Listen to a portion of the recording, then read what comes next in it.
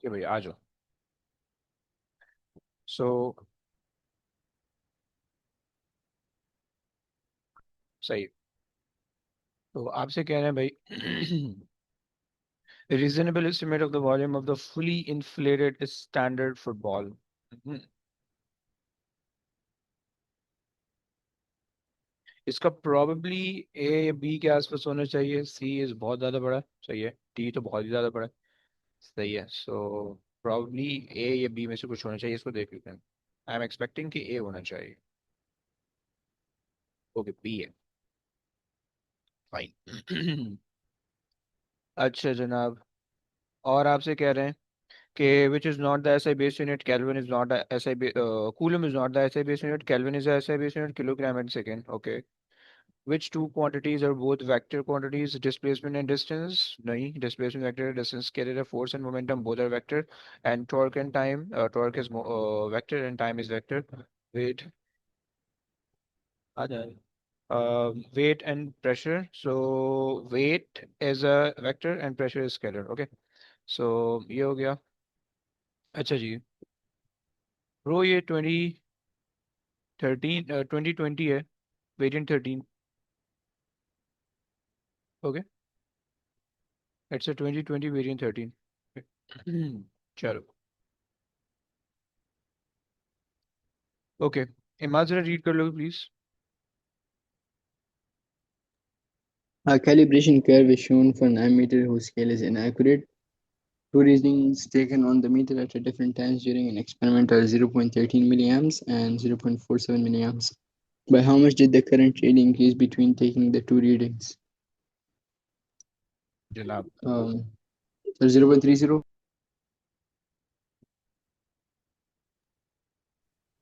है ऐसे इसमें एक छोटा सा मसला है।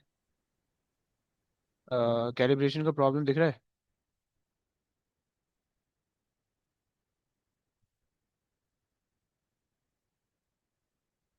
कैलिब्रेशन का प्रॉब्लम आपको दिख रहा है। टू सलामकुम रीडिंग, सर। वालेकुम अस्सलाम भाई। अच्छा जी, सर कौन सा पेपर है? इसको बाहर ही रख दें, बाहर ही रख दें, इसको कोई मसला नहीं। अच्छा अंदर रख दें कुछ। अच्छा, अ,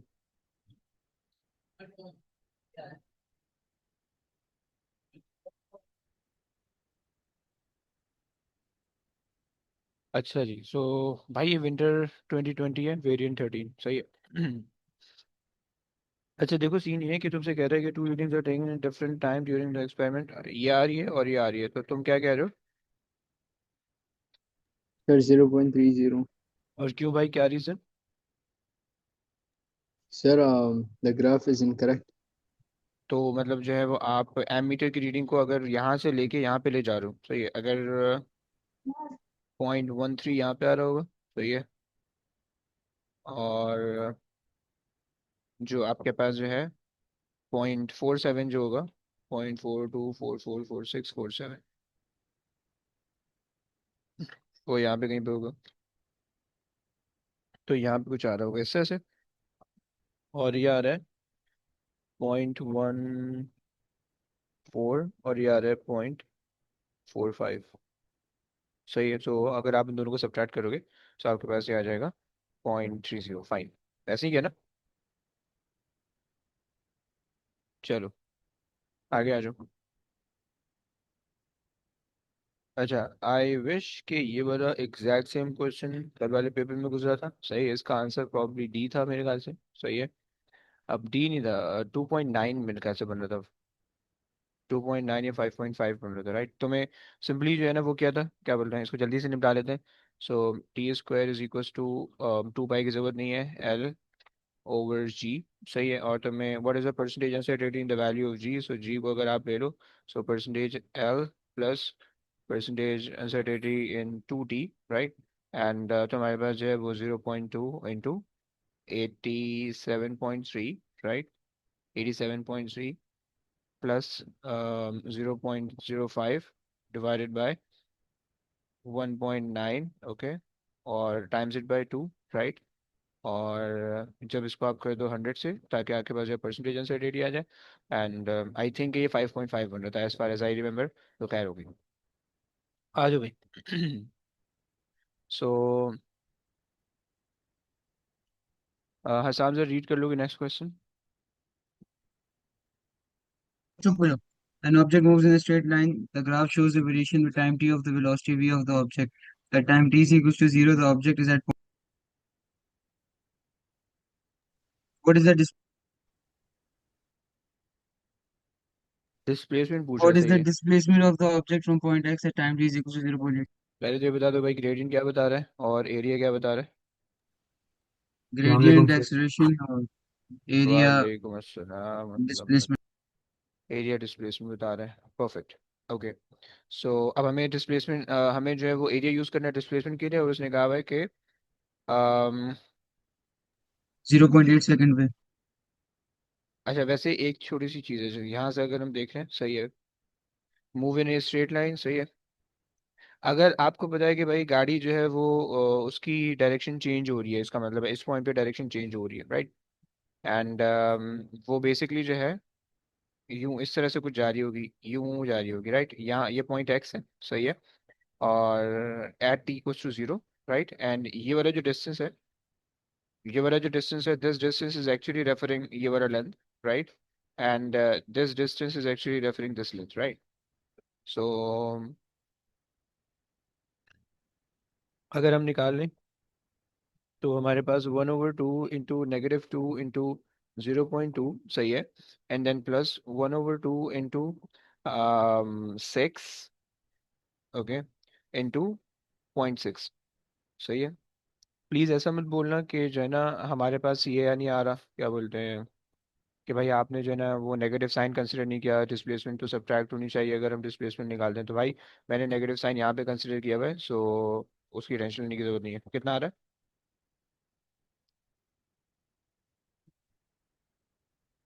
यस। 1.6. कितना? 1.6 कह रहे हो? जी. ओके। भाई विंटर 2020 13। अच्छा जी, सही हो गया, चलो। आगे आ जाते हैं, आगे करते हैं। ओके जी। सो मूविंग रीड कर सकता है भाई, ये इधर उधर गया हुआ।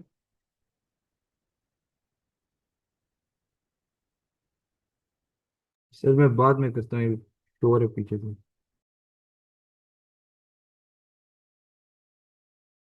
अच्छा जी, चलो सेट हो गया। रेहान आप रीड कर लो प्लीज।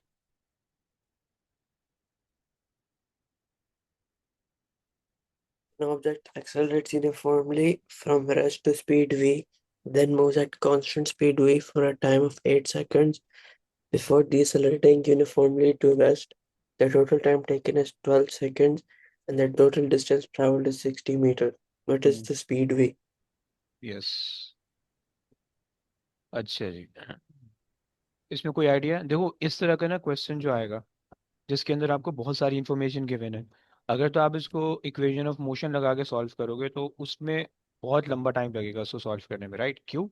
क्योंकि आपके पास दो साइमल्टेनियस इक्वेशन बनेगी और उससे सॉल्व होगा, राइट। क्योंकि उससे डिस्टेंस दिया हुआ है, स्पीड भी दी हुई है, सही है, उसने दो तीन मोशन दिए हुए हैं, राइट। यूनिफॉर्म एक्सेलरेशन है, देन कांस्टेंट स्पीड है, सही है, देन यूनिफॉर्म डिसेलरेशन है। तो आप डायरेक्ट काम नहीं कर सकते, right. Always keep in mind, always keep in mind, इस तरह का अगर कोई भी काइनेमेटिक्स में क्वेश्चन आता है तुम ना उसका ग्राफ बना के सॉल्व कर लो, राइट। सिंपल से वेलोसिटी टाइम ग्राफ बनेगा, हमेशा वेलोसिटी टाइम ग्राफ बनेगा, कोई दूसरा ग्राफ नहीं बनेगा। वेलोसिटी टाइम ग्राफ बनाओ, सिंपल से जो है ना वेलोसिटी टाइम ग्राफ बन के सॉल्व होगा, ओके। इसके क्वेश्चन, ये क्वेश्चन हमेशा इसी तरह से सॉल्व हुआ करेगा, सही, तुम्हारे लिए आसानी हो जाएगी। जहाँ पे कांस्टेंट स्पीड आएगी और एक्सेलरेशन दोनों आ रही है, राइट। जिस तरह के क्वेश्चन में कांस्टेंट स्पीड और एक्सेलरेशन दोनों आ रही है, उस क्वेश्चन के अंदर आपने क्या करना होगा, उस क्वेश्चन के अंदर आपने जो है ना वो क्या बोलते हैं अपना इस तरह से ग्राफ बना के कर लोगे तो आसानी से सॉल्व हो जाएगा, सही है क्या? अच्छा जी। अब देखो उसने कहा कि an object accelerate uniformly from the rest to the speed v, okay, uniformly from the rest to the speed v, let's say this is the velocity v, okay. It then move at a constant speed, तुम्हें पता है कि velocity time graph में constant speed इस तरह से दिखती है, राइट।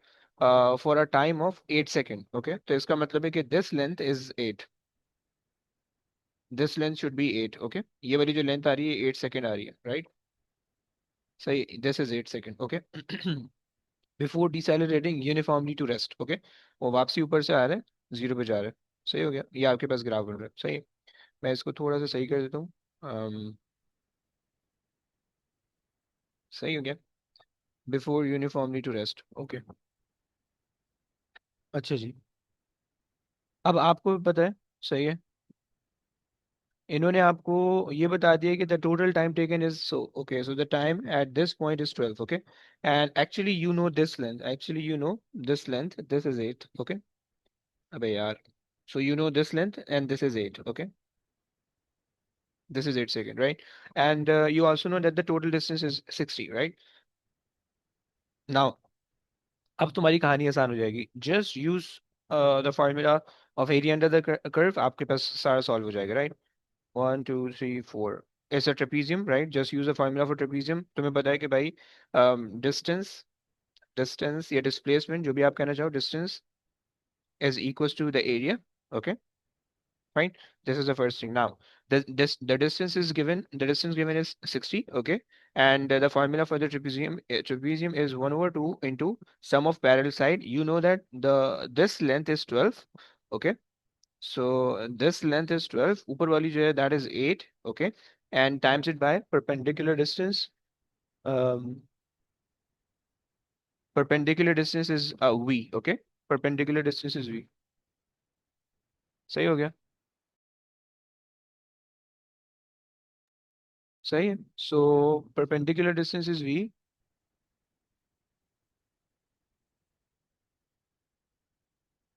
सही है. अच्छा जी, सो यहाँ से आप ले लो v, okay, and just solve it, okay, so 60 times 2 divided by 20 equals to v, and 2 1 2 6 आ रहा है, सही है. Okay guys, that clear? Is that clear? ये वाला क्वेश्चन जब भी आया करेगा, always keep in mind, whenever they give you in kinematics, wherever they give you the constant speed and the constant acceleration वाला motion in a same question, then always you and always draw the graph and solve it, okay? Otherwise, if you make simultaneous equations, then it would be like very hard or very lengthy way to solve it, okay? Fine, चलो भाई आगे आ जाओ. ओए होए होए भाई साहब, भाई ये अम, क्वेश्चन तो अभी आया था 2024 में। कौन सा, ये वाला 7 वाला? नहीं 8 वाला एट रिपीट है वाला ये एक्चुअली इसी बार। रिपीटेड है यार, ये रिपीट हो रहा है, 2 3 दफा रिपीट हुआ हुआ है. पिछले क्वेश्चन, अगर तुम्हें वो करना है ना, अगर तुम्हें प्रो लेवल की तैयारी करके जानी है, 2010 से पीछे, 2010 से लेकर 2002 तक के पास करके चले आओ एमसीक्यूज के, राइट? उसमें से तकरीबन 5 7 क्वेश्चन या 10 क्वेश्चन रिपीट हो जाते हैं. सही, अगर लाइक तुम्हें प्रो तैयारी करनी है ना, just do the question, the MCQ from 2002 to 2012 तक भी कर लो, उसमें सब हर ईयर के एक एक वेरिएंट है, राइट? लेकिन उसमें मैक्सिमम क्वेश्चन रिपीट होते हैं, मैक्सिमम क्वेश्चन जो है ना उसके आगे रिपीट हुए हुए होते हैं, ओके, सो वो बस करके सिर्फ चलो. अपना वेरिएंट करें में, बच्चे वेरिएंट उसमें वन एक ही वेरिएंट एक ही टू। होता है, एक ही वेरिएंट होता है, उसमें आगे वेरिएंट नहीं होते. 2002 में एक ही वेरिएंट होता है, 2009 में they introduce 2 variant, and then 2010 they introduce 3 variant, but in 2010 all the variants were same, right? In 2011 I think all the variants were same. 2012 से फिर जो है ना सारे वेरिएंट चेंज हो गए थे, right? So they introduce the variant system in 2009, okay. उसके बाद उस वक्त 2 वेरिएंट आए थे, right? And then in 2010 all the variants were same, in 2011 there were I think same variants, and then 2012 से फिर जो है ना वो डिफरेंट हुए थे. बट अगर तुम्हें प्रो लेवल की तैयारी करके जानी है, then just do the MCQ from 2002 to 2012 वाले.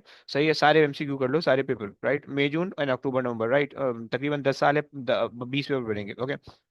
But most of the questions are repeated, right? तुम अभी ये जो हमने 4 पेपर किए ना, अभी तुम्हें तुम्हें इसमें से लग जाएगा बहुत सारे क्वेश्चन रिपीट हुए हैं, राइट? तो या खैर, आ जाओ भाई.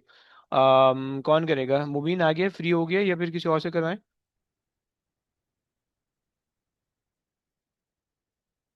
यस मुबीन, मुबीन भाई नहीं लग रहे आसपास. एक काम करते हैं, रुबायत कर लेगा. Rubayat, can you please read?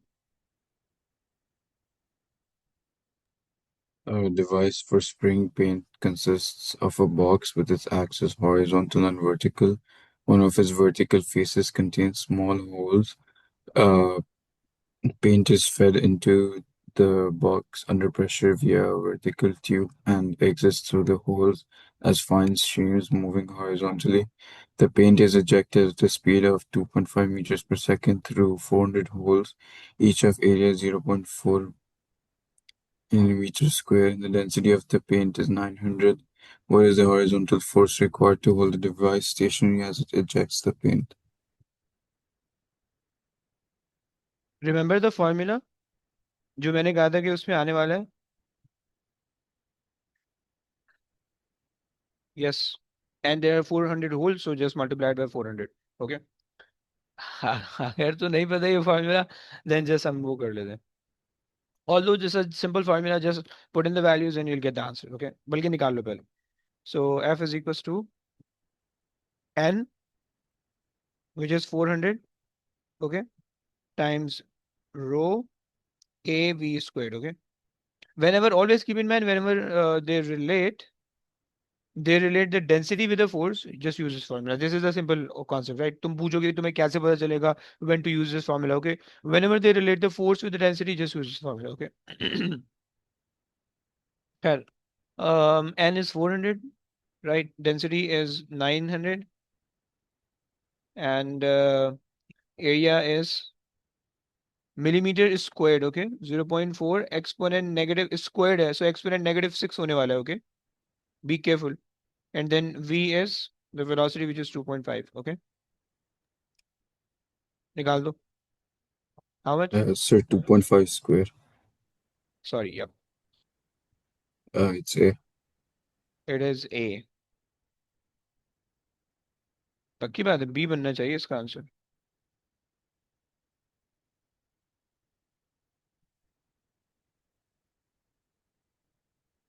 0.9 आ रहा है. B बनना चाहिए इसका आंसर. भाई ये रट्टा लगा के बैठा हूँ मैं, ये क्वेश्चन मुझे याद है. सर वैसे ही समझा देंगे और आए, अच्छा ओके. रुबैत, आपकी कैलकुलेशन सही हुई है? Yes, sir, 0.9. ओके, सही है. भाई कह रहे हैं लास्ट वाले छोरे आपको साहब के साथ. अबे चल बे, कोई बच्चा नहीं मानता है इसमें. ऐसा ऐसा कोई सीन नहीं है बे. खैर छोड़ो, आओ सुन लो. देखो फार्मूला ये होता है, force is equal to delta p over delta t, right? This is the force, right? तुम्हें पता है. Okay. Now you know that change in momentum. यार एक सेकंड, कोई टेंशन आई ले. Okay. So now you know that the change in momentum is basically mv minus u, okay, and divided by t, divided by delta t, okay. And इन्होंने जो है, okay, so let's say the paint is ejected out of the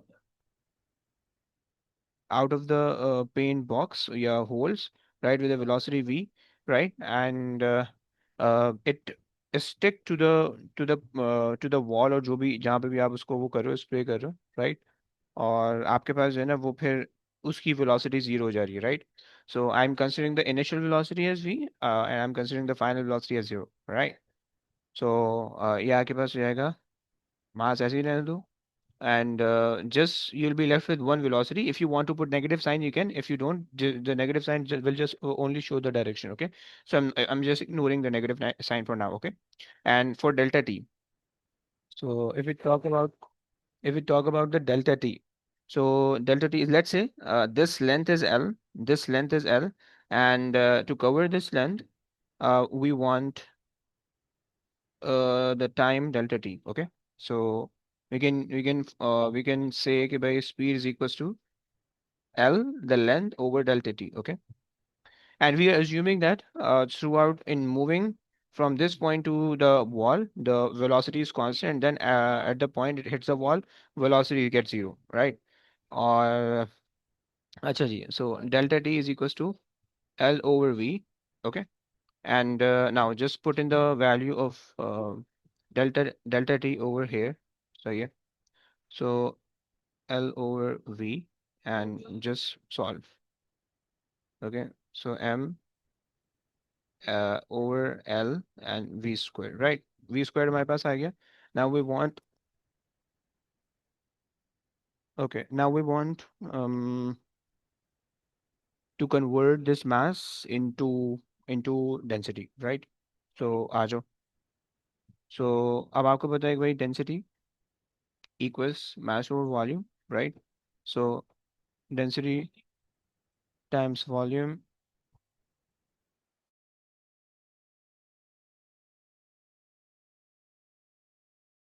So density times volume is equals to mass, okay?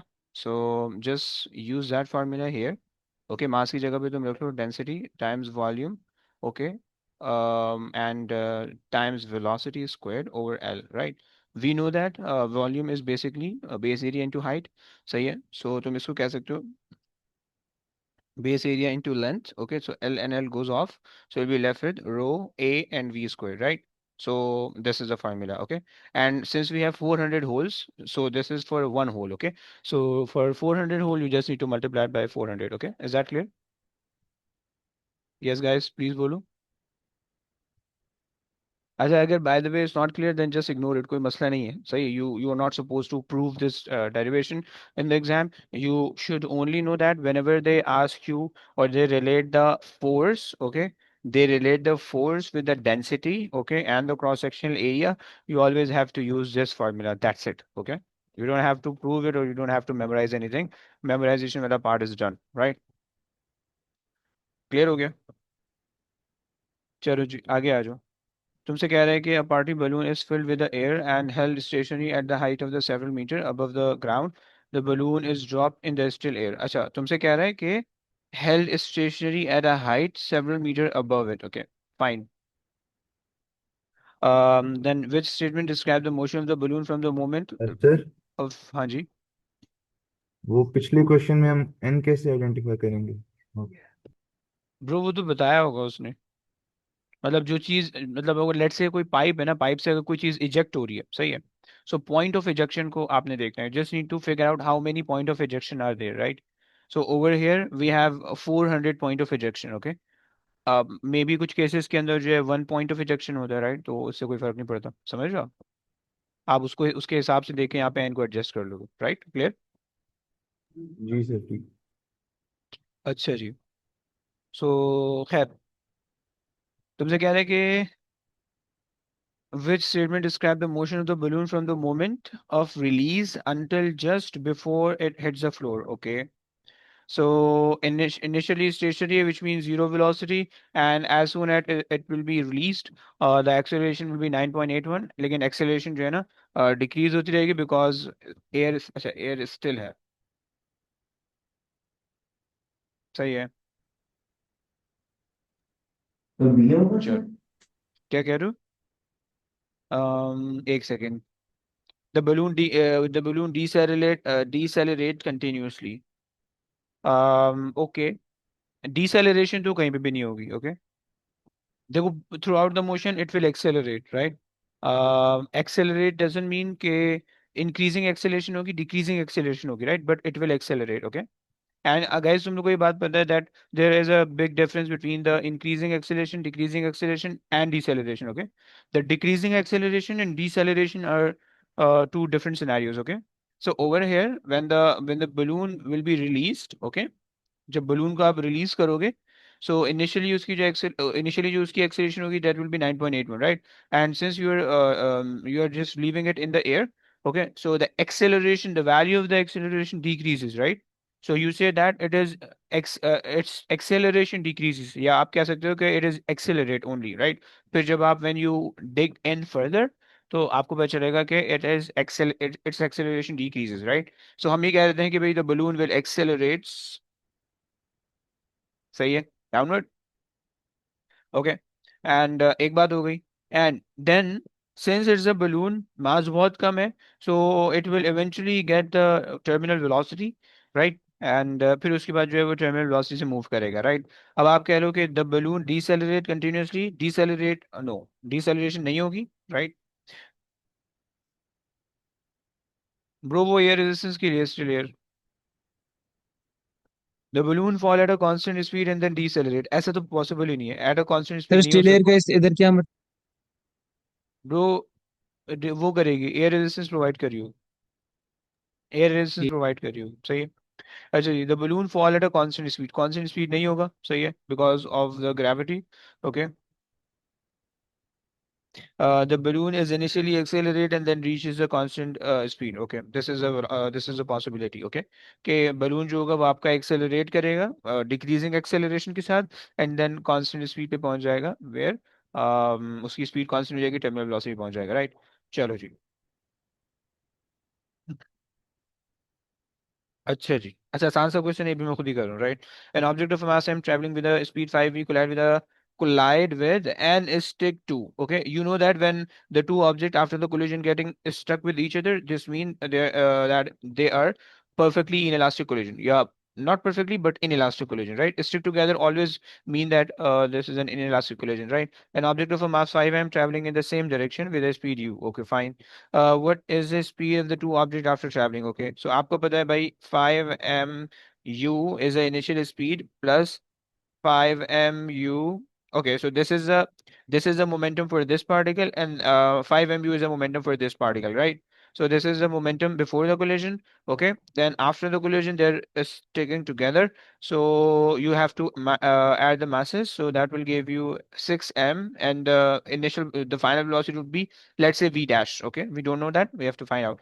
Okay, so तुम इसको solve कर लोगे. So that become 10 mu equals to 6 mv dash. M से m cancel कर दोगे, so 10 over 6 is equals to v dash. Okay, so 10 u आ जाएगा. सही है. So 2 3 the 2 5 the 5 over 3 5 over 3 5 over 3 10 over 6. Okay, सही हो गया. D is the correct answer, right?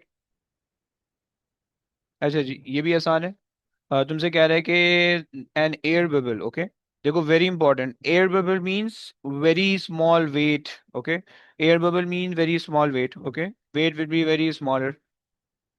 Is rising through a liquid. Okay, rising through a liquid at a constant speed, which mean all the upward forces should be equal to all the downward forces. Constant speed का मतलब है acceleration will be zero, right? No resultant force. No resultant force mean upward force should be equal to downward force, right? And over here, all the arrows, the size of the arrows are showing the magnitude of the forces. Okay, and when you combine them all, so it should be equal to zero, right? So the forces on it are the upthrust, the viscous drag, and the weight. Okay, so you know that if the object is moving, if the object is rising, or if the bubble is rising, तो आपके पास जो upthrust होने वाला है, that will be upward, right? Always weight downward होगा and drag भी downward होगा, right? But drag should be greater than the weight because ये air bubble है, right? Okay. Sir drag downward क्यों है? हाँ, why is drag downward? Drag बड़े होने में कोई फर्क नहीं होता. बस आपको ये पता होना चाहिए कि सर ड्रैग ऊपर की तरफ नहीं होती? क्या, दोबारा बोलो. ड्रैग ऊपर की तरफ नहीं होती? अबे ऊपर तो जा रहे हैं ना, ऑपोजिंग फोर्स होती है ना, ड्रैग रिफ्लेक्शन होती है. भूल गया. ओ अच्छा, सही सही सही सही है सही. ना. और देखो, आप ये नहीं बोलोगे कि ड्रैग बड़ा क्यों है या ड्रैग छोटा क्यों है, राइट? आप ये देखो कि वेट कम है या ज्यादा क्यों है, राइट? क्योंकि drag is like the property of the body, right? The shape of the, due to the shape of the body, right? So वो एयर बबल का जितना साइज होगा, सही है, वो उस साइज के हिसाब से ड्रैग होगा, right? But we don't know the size, or we don't know the shape of the air bubble, so we cannot comment on the drag force or the magnitude of the drag force, but we rather comment on the magnitude of the weight, because उसने कहा drag वो है, air bubble है, right? So upthrust, okay, D is not the possible option because drag should be acting downward. Okay, and these two are possible. Okay, this is also not possible because weight is very large. Weight is larger than drag force. Okay. Okay, B. Okay, B is also not possible because if you combine these two forces, then it will not be equal to this one. Okay, so and A should be the only option because if you put the weight right here, so they combine up to form to give you the equal forces. Okay, so yeah, ये आपका है, right? चलो. अच्छा जी, तुमसे कपिल पूछ रहा है, which applies the clockwise torque of 9 Newton meter to the circular disc. Okay, so तुम्हारे पास जो है, आई थिंक डी बन जाएगा. सही है, स्ट्रेट फॉरवर्ड आ जाएगा मेरे ख्याल से. डी बन जाएगा Sir, या B. बी बन जाएगा. सर बी बनेगा बी. ओके, 45 into 20 कर रहे हो, right? 20 exponent -2. Okay, fine fine fine fine, सही है. And for D, that would be 9 exponent 9 into 100 exponent, which mean 1 9. अच्छा, नहीं यार, क्यों गलत क्यों लग रहा है मुझे? Sir, it said clockwise torque. अच्छा, उल्टा हो गया. Sorry sorry, my bad my bad. Okay, clockwise बोले तो यूं घुमाएगा. सही है.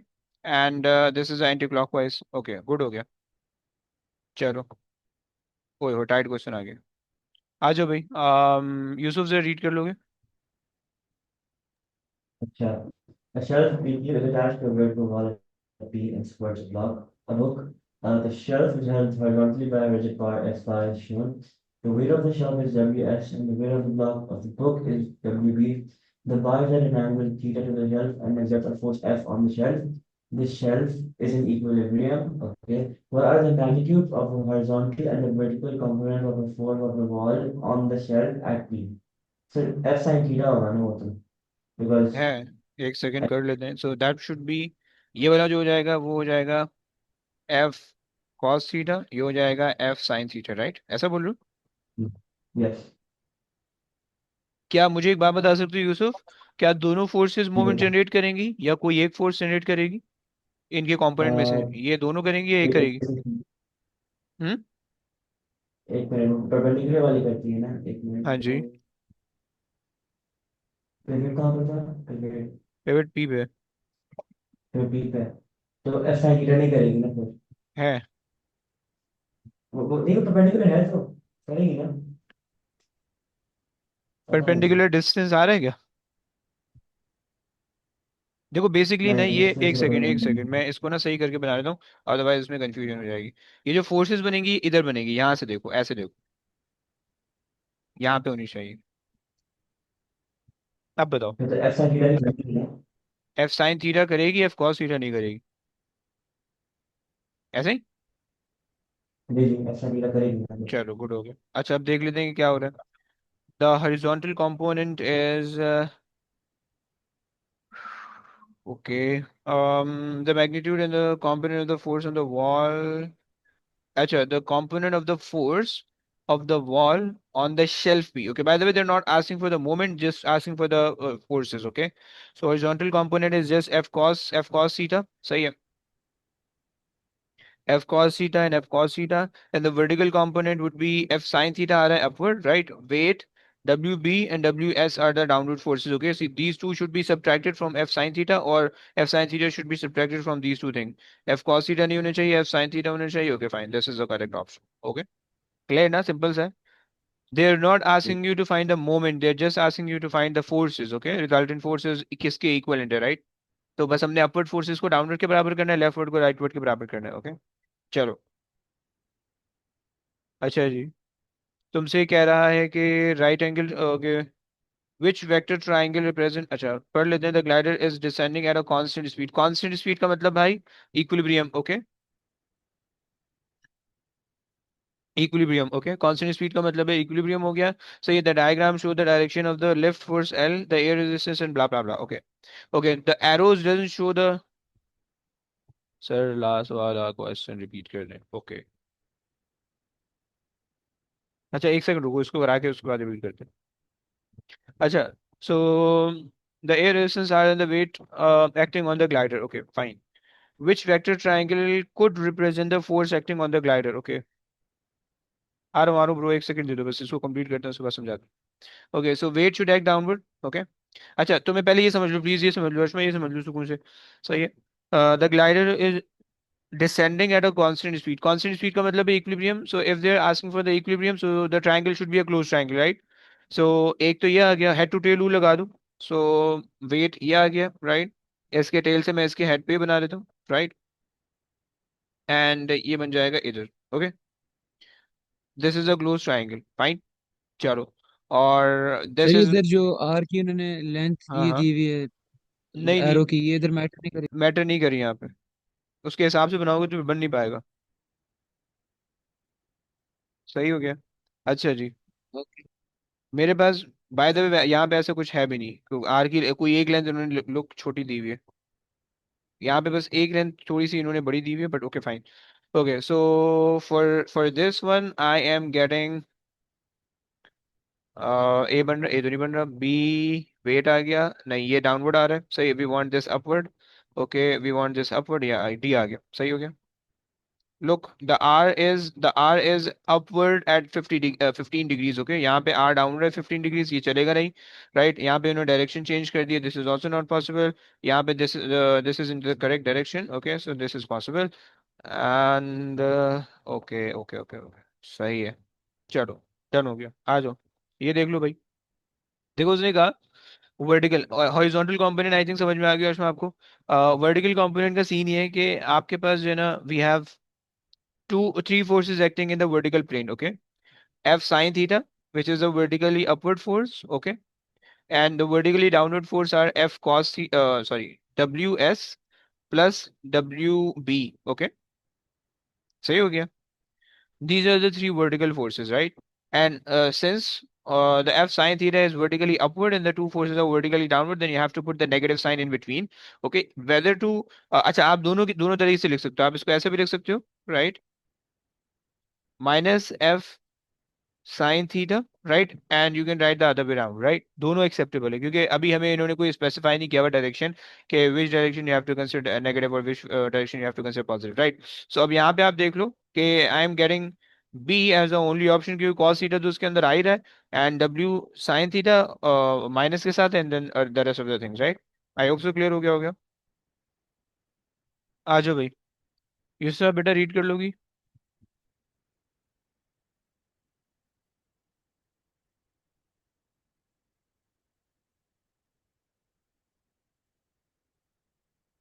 युसरा आस पास हो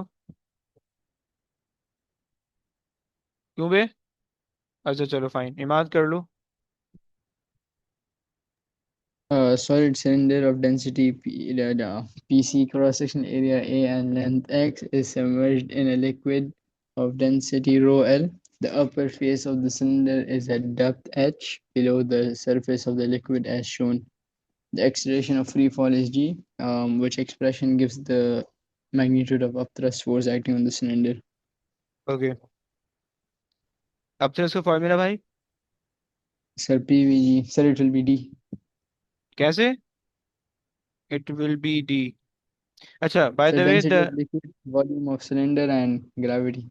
okay, Area why times you are x. Taking the volume of cylinder, why not the volume of the liquid? Sir, because the cylinder displaces the volume. वे you have to use the volume of the liquid, not the cylinder. Yes, are you using No, that? sir, I use the volume of the cylinder. नहीं नहीं, अबे sorry, volume of cylinder नहीं, density की बात करूं। अच्छा, density of liquid I use.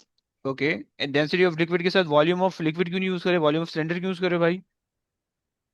Sir, isn't the cylinder like displaces the volume of liquid? Something like that you told me, remember I once. है okay, basically you have to use the density of the liquid, okay, the volume of the liquid displaced by the cylinder, right? Since the whole cylinder is submerged, so whatever the volume of the liquid displaced should be equal to the volume of the cylinder, right? So that's why you can consider the volume of the cylinder, but actually you have to consider the volume of the liquid, right? Clear हुआ? So A times X, okay, किस में आ रहा है? ये आ रहा है, चलो good हो गया। अच्छा जी, तुमसे कह रहे कि ball drop into the horizontal surface and bounces elastically, okay? Elastically mean when it hits the surface it will rebound to its original height, okay? What happened to the kinetic energy of the ball during the very short time that it in contact with the surface? Okay, the most of the kinetic energy is lost. नहीं, elastically है, so nothing will be lost, okay? And the kinetic energy decreases to zero and then returns to original value.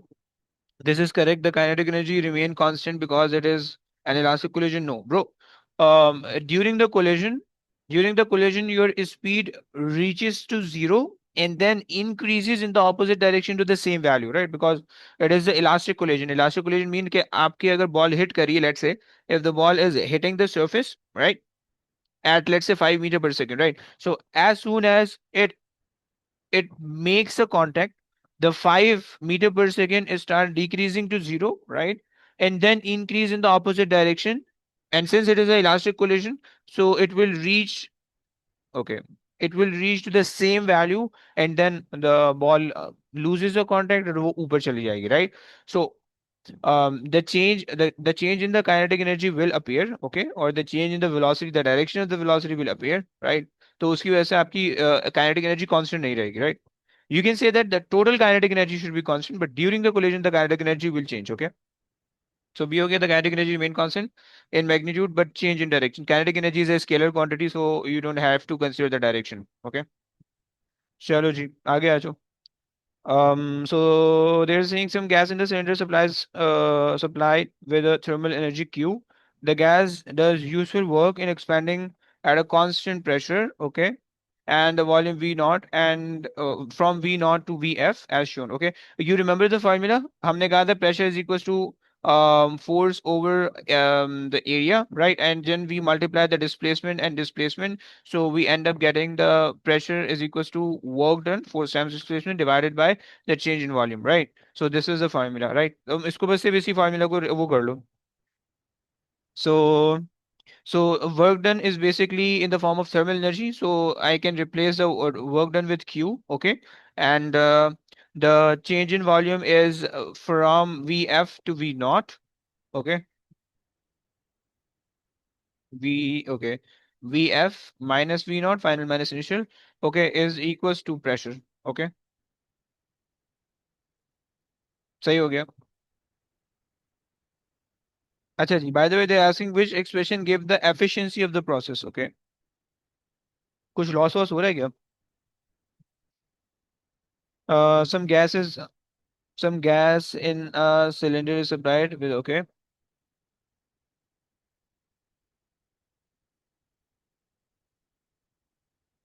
हाँ हाँ हाँ हाँ okay.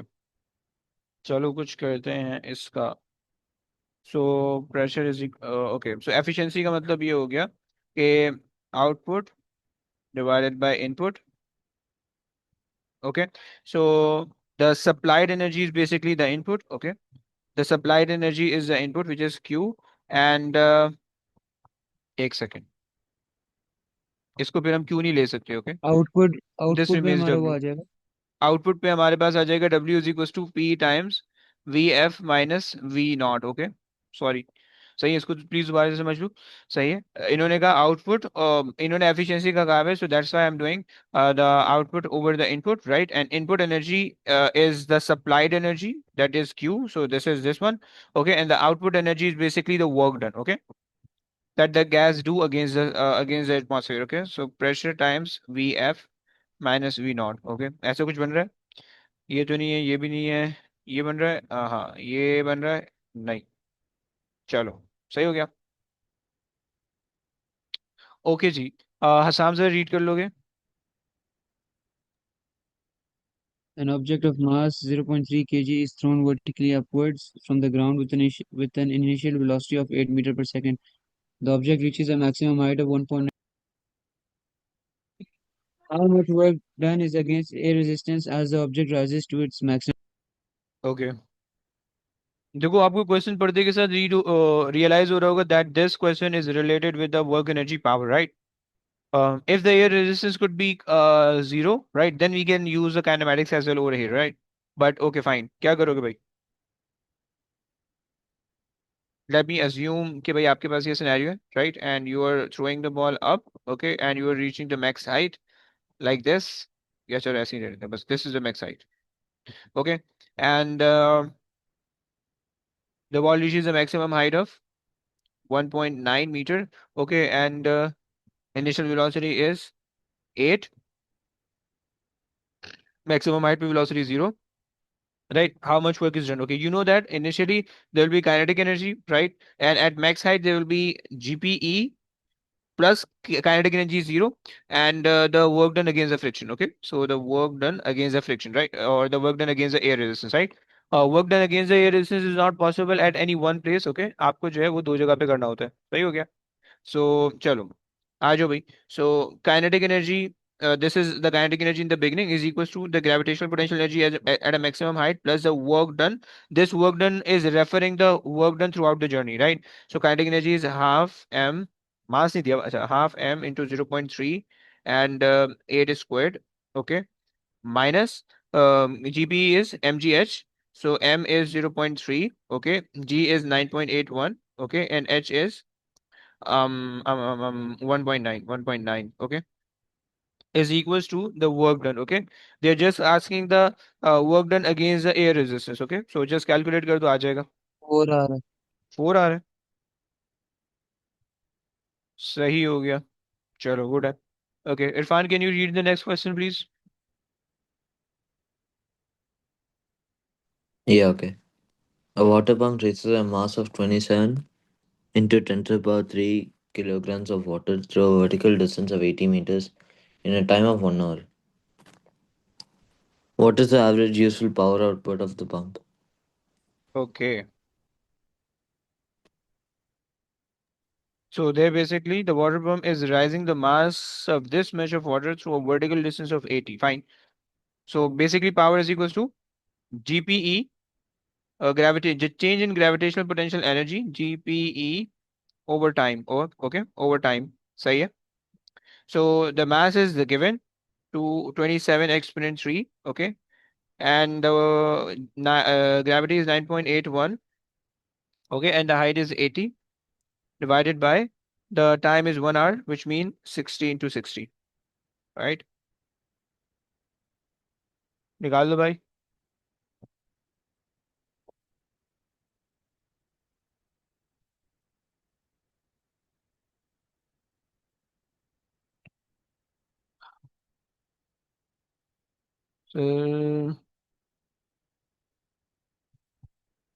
So 18 में अगर f निकाल लेते हैं तो फिर आंसर आता लाइक. अच्छा ऐसा है. एक second. 5886. 5 Five what? eight eight six. 5886, so 5.9, which mean 58. Okay, तो किलोवाट के अंदर आ रहा है. सो आपके पास बी बन रहा होगा. Okay fine. अच्छा जी, कुछ बच्चे कह रहे हैं कि भाई 18 रिपीट कर दो. अच्छा जी. Okay. Can you repeat again 18 वाला. ओके. अच्छा, अगर कोई रिपीट करने का बोले ना question, please just write the question number as well. Okay. अगर तुम लोग किसी को कोई क्वेश्चन रिपीट नहीं समझ में आया और मैं आगे चला गया, just write the question number. Right, मैं उसको रिपीट कर दूंगा, लेकिन जो क्वेश्चन पे होऊंगा ना उसके बाद. ओके फाइन, आ जाओ. 18 दोबारा समझ लो भाई. देखो सीन ये. अश्मा क्या? अच्छा रुबायत. ओके. अश्मा नहीं, अश्मा ऐसा हो नहीं सकता. फोर्स निकालोगे ना फायदा नहीं होगा, लंबी हो जाएगी, कोई फायदा नहीं होगा, और वो निकालने का कोई तरीका है भी नहीं. Right. You have to use the work done, you have to use like the whole thing. Right, to find the work done. Right, and then you again use the work done. उससे फिर आप divide by 9.8, divide by 1.9 करोगे, multiply by 1.9 करोगी, फायदा होगा नहीं. Right. अच्छा रुबायत, देखो सीन ये. सो कहानी ऐसी है. Okay. So the scenario is basically you are throwing the ball up, okay, with the initial speed of 8 meter per second, okay, and there is a air resistance, okay. So whatever the kinetic energy you have initially, right, so you can find out half into 0.3, okay, into 8 ka square, okay. So this is the kinetic energy initially that you have, okay, and some of the some from this kinetic energy, some of it will be converted into gravitational potential energy, and some will be lost in the surrounding, right, while moving this distance or while covering this distance, right. So when you reach at the maximum height x, okay, so if you apply the law of conservation of momentum, so there'll be gpe that will be stored in the ball, and the work done against the friction that will be lost if you add them up, okay.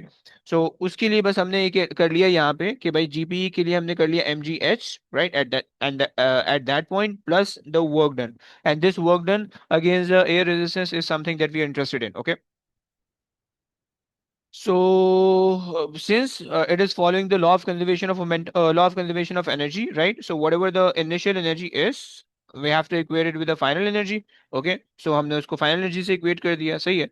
So, kinetic energy, which is this 0.3, okay, and 8 squared is equals to a gravitational potential energy, which is m point 0.3 into 9.81 into h, which is 1.9 plus w, right?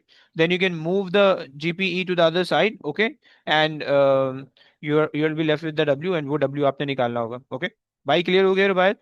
अर्शमा clear है? चलो. Okay, आगे आ जाओ भाई. Ibrahim, read कर सकते हो question please?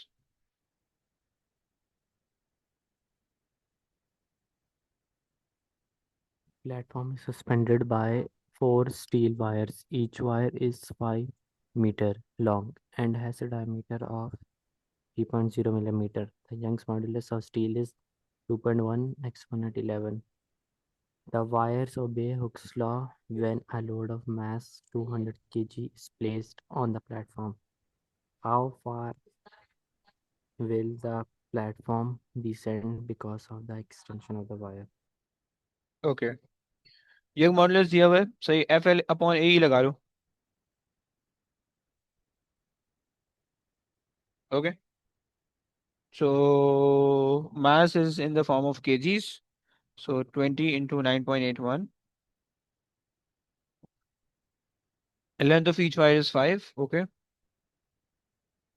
Acha, so how far will the platform descend because of the extension of the wire? Fine. So you have four steel rod, right? So your force will be divided into four. Okay. So you have to divide the force by four. Okay. And then you have the area. Area कहाँ है बे? अबे यार, shit. Okay, so the diameter is given. Okay fine, area निकाल लेते हैं। पाई, अच्छा ऐसे ही ले लेते हैं, सही। पाई इंटू 3/2 करोगे 1.5 exponent -3 and whole square. Okay, and times it by Young modulus. Okay, I am making small E the subject, तो कैपिटल ई इसकी जगह पे आ जाएगा, स्मॉल ई यहाँ पे चले जाएगा। Okay, so that will B 2.1 exponent 11। Okay भाई, निकाल दो कितना आता है यार प्लीज। फिर डी आएगा ना। डी आर है, पक्की बात है? तो मेरी कैलकुलेशन के लिए आया था, मैं एक बार कर लिखा। क्या वो क्या नहीं समझ में आया?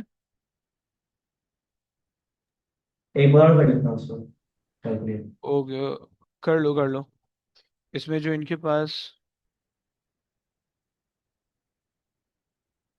और किसी का आ रहा है डी ऑप्शन? मेरा सी आ रहा है।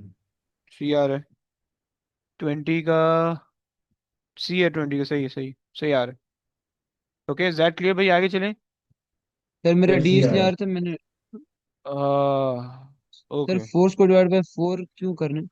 बच्चे चार स्टील रॉड लगी हुई है ना, and you know that in parallel the force will equally divided if you have the same material, right? So four steel rod are they're of the same material.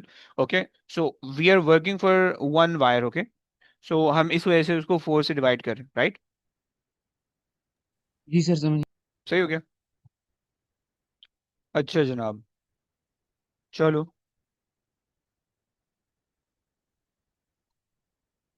तुमसे कहा हुआ है the tensile force of 7 mega newton. Oh, okay, applies to a sample of steel. This causes the sample to extend by 5 millimeter. लो भैया। Okay, what is the okay? Just F is equals to, sorry, तुम्हें पता है elastic potential energy का formula लगा लोगे, सही है। Half F x, okay, 1/2 into 7 exponent negative 7 exponent 6, okay, into 5 exponent -3, right? 7 5 is 35 divided by 2, so that will give you 17.4, 17.5, and exponent 17 exponent 4 exponent 3 C आ रहा है सी तुम आ लोग रहा का? है। 21 C आ रहा है, सही हो जी गया। सर। आ जाओ भाई, हो गया, सही है। अच्छा जी, जरा रीड कर लोगे, मैं भी रीड कर लोगे अगला question. Two waves x and y have the same frequency. The amplitude of x is 1.5 a and the amplitude of y is 2.5 a. The waves meet at a point and superpose to form a resultant wave. For the resultant wave, what is the ratio maximum possible intensity over minimum possible intensity? Okay, अच्छा, so maximum possible intensity का मतलब क्या होगा भाई, और minimum possible intensity का क्या मतलब होगा, like how they are possible और how they made up? Constructive interference. Okay, वो सो मतलब maximum. मैक्सिमम पॉसिबिलिटी के लिए आपको दो वेव्स को इस तरह से कंसिडर करना होगा। जी। सही हो गया, और एक को बड़ा ले लेते हैं, सही है। एंड मिनिमम पॉसिबिलिटी के लिए जो है वो you have to consider the other way, like this. Okay, so okay, so अब आपको पता है कि I1 over I2 is equals to A1 squared over A2 squared, right? This is a simple concept, right? So maximum possible intensity from this one, you just need to add the amplitude, so that will give you 4A naught, right? यहाँ पे आपके पास you just need to subtract the amplitude, so that will give you 1A naught, okay? and just put in the formula. Okay, so 4 maximum में आ रहा है 4a0 squared whole thing and divided by 1a0 squared. सही हो गया. So that will be 16 आ जाएगा. सही है. Good one. सही है. चलो जी, आगे आ जाओ. तुम्हें देख के पता चल रहा है इस क्वेश्चन के अंदर that in a displacement time graph of a wave, the frequency is not constant or the time period is not constant. The time period is changing, and if the time period is changing or the time period is not increasing or decreasing, right? तो इसका मतलब है frequency पे फर्क पड़ना चाहिए, बाकी सब चीजें सेम है, right? The amplitude is basically this thing, so you can see that it is like varying in between the two lines. Okay, amplitude is constant. Period and frequency, speed should also be constant. Okay. अच्छा जी, time period is decreasing and is frequency is increasing. चलो भाई, ये हो गया. सही है. Okay. सो ये क्वेश्चन मैं किसी से नहीं करवा, आसान सा क्वेश्चन है. तुमसे कह रहे हैं कि the sound wave is displayed on the screen. बोलो. क्या फ्रीक्वेंसी है? अबे थोड़ा करीब से तो बोल, आवाज ही नहीं आ रही. तो 23 फ्रीक्वेंसी होगा। हाँ जी, हाँ जी, टाइम 23 फ्रीक्वेंसी होगा. फ्रीक्वेंसी देखो इंक्रीज हो रही है, टाइम पीरियड डिक्रीज हो रहा है, फ्रीक्वेंसी इंक्रीज हो जाएगी इस वजह से. ओके समझ. जी जी। सिंपल सा इनवर्स प्रोपोर्शनल इस्तेमाल करना है. सही है. अच्छा जी, तुमसे कह रहे हैं कि the sound wave is displayed on the screen of a cathode ray oscilloscope as shown. Okay, what is the time base set. The time base setting is given as 2.5 millisecond. Okay, millisecond per centimetre. What is the frequency of the sound wave. तुम्हें पता है कि तुमने 3 काम करने होते हैं. First you have to count the number of boxes. Okay, then you have to apply the formula of the time period is equal to time base setting multiplied by number of boxes. Okay, and the third is going to be the frequency is equals to 1 over time. Okay, 1 over time period. Okay, these are the three things, right? एक wave देख लो सबसे पहले. Okay, सो एक wave जो हो रही है वो आपके पास हो रही है इधर. This is one wave. Okay, so one wave containing 4 boxes. So we have 4 number of boxes. Just apply the second part. Okay, you have a time base setting that is 2.5 exponent -3. Okay, so this will give you the time period. Okay, and frequency is 1 over time period. 1 over time period. So 10 exponent -3. सही है. So कितना आ जाएगा? -200 आ जाएगा. सही. B आ रहा है बच्चों का, बी आ रहा है. हाँ, सही है. 24 सही आ रहा है. आ जाओ भाई. आ जाओ भाई. रियान रीड कर लोगे Riyan. The horn of a train emits sound of frequency f1 while the horn is sounding. The train moves directly toward a stationary person. The speed of the train is 0.2 v, where v is the speed of sound. The frequency of the sound heard by the person is f2. Calculate the ratio f1 over f2. भाई क्या formula लगाएंगे? v over plus या minus? vs plus minus. अबे चमाट पड़ेगा, ऐसा होशियारी कर रहा, प्लस माइनस दोनों बोल रहा है, डायरेक्ट बता था. अच्छा ओके फाइन. So when सही it's है. moving toward it's minus, when it's moving away हाँ, it's plus. और होशियारी कर दो. तुम्हें याद नहीं था, तुमने दोनों नाप दिया कि सर को तो पता ही होगा, सर तो अपने हिसाब से लगा ही लेंगे, है ना. अच्छा ओके फाइन. So okay. अच्छा, so इन्होंने कहा the horn of the train. Okay, so F1 is basically the actual frequency. So this is F1 and F2 is basically the observed frequency. F2 यहाँ पे आ गया, right?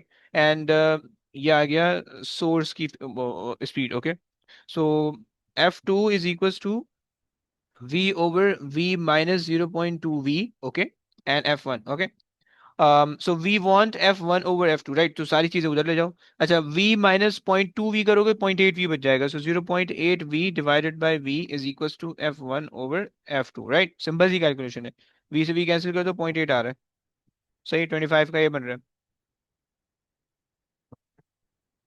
सर एक calculation एक दूसरा दिखाएंगे. आई. अच्छा दिखानी है. ओके, देख लो देख लो.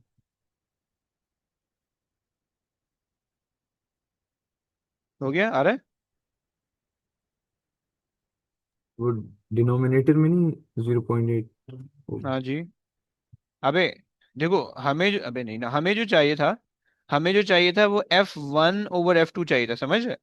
एंड यहाँ पे F2 यहाँ पे आ रहा है, F1 यहाँ पे आ रहा है, right? So I just made F1 over F2. मैंने F1 को यहीं पे छोड़ दिया, ये पूरी चीज को मैंने क्रॉस मल्टीप्लाई करके ऊपर चला गया, ये नीचे आ गया. समझ रहे हो आप?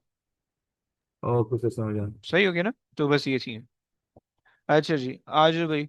Rubaid, can you please read the question?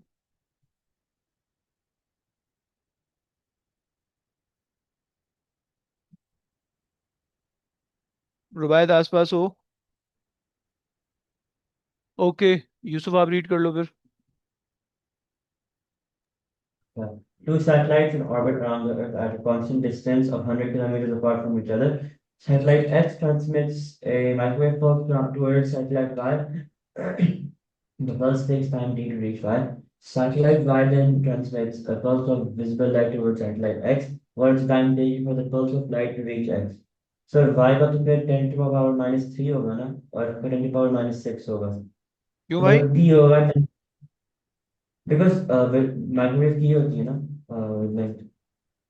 Wavelength, अच्छा माइक्रोवेव की वेवलेंथ, आप माइक्रोवेव की wavelength by the way exponent -2 होती है, यानी सेंटीमीटर के अंदर होती है।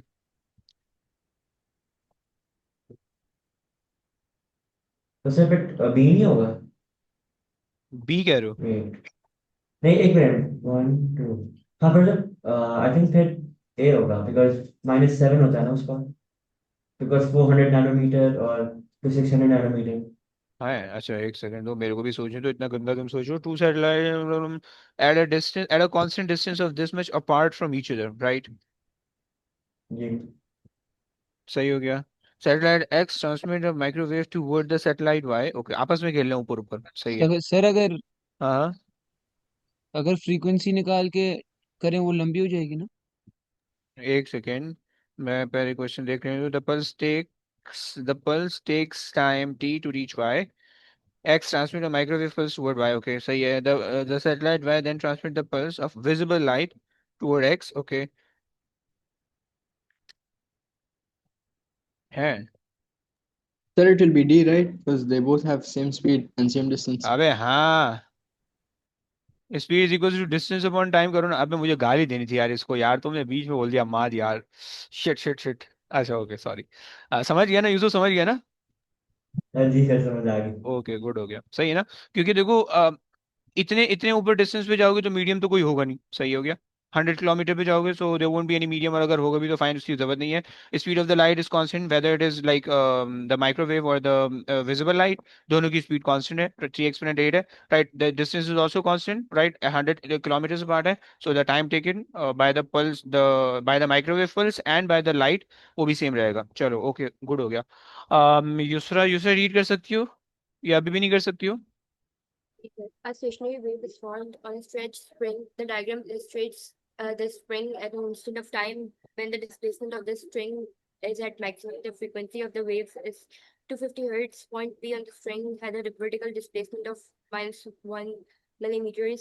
What will be the vertical displacement of P after a time of 5 seconds? Millis. Yusra याद है ये क्वेश्चन करके दिखा सकती हो?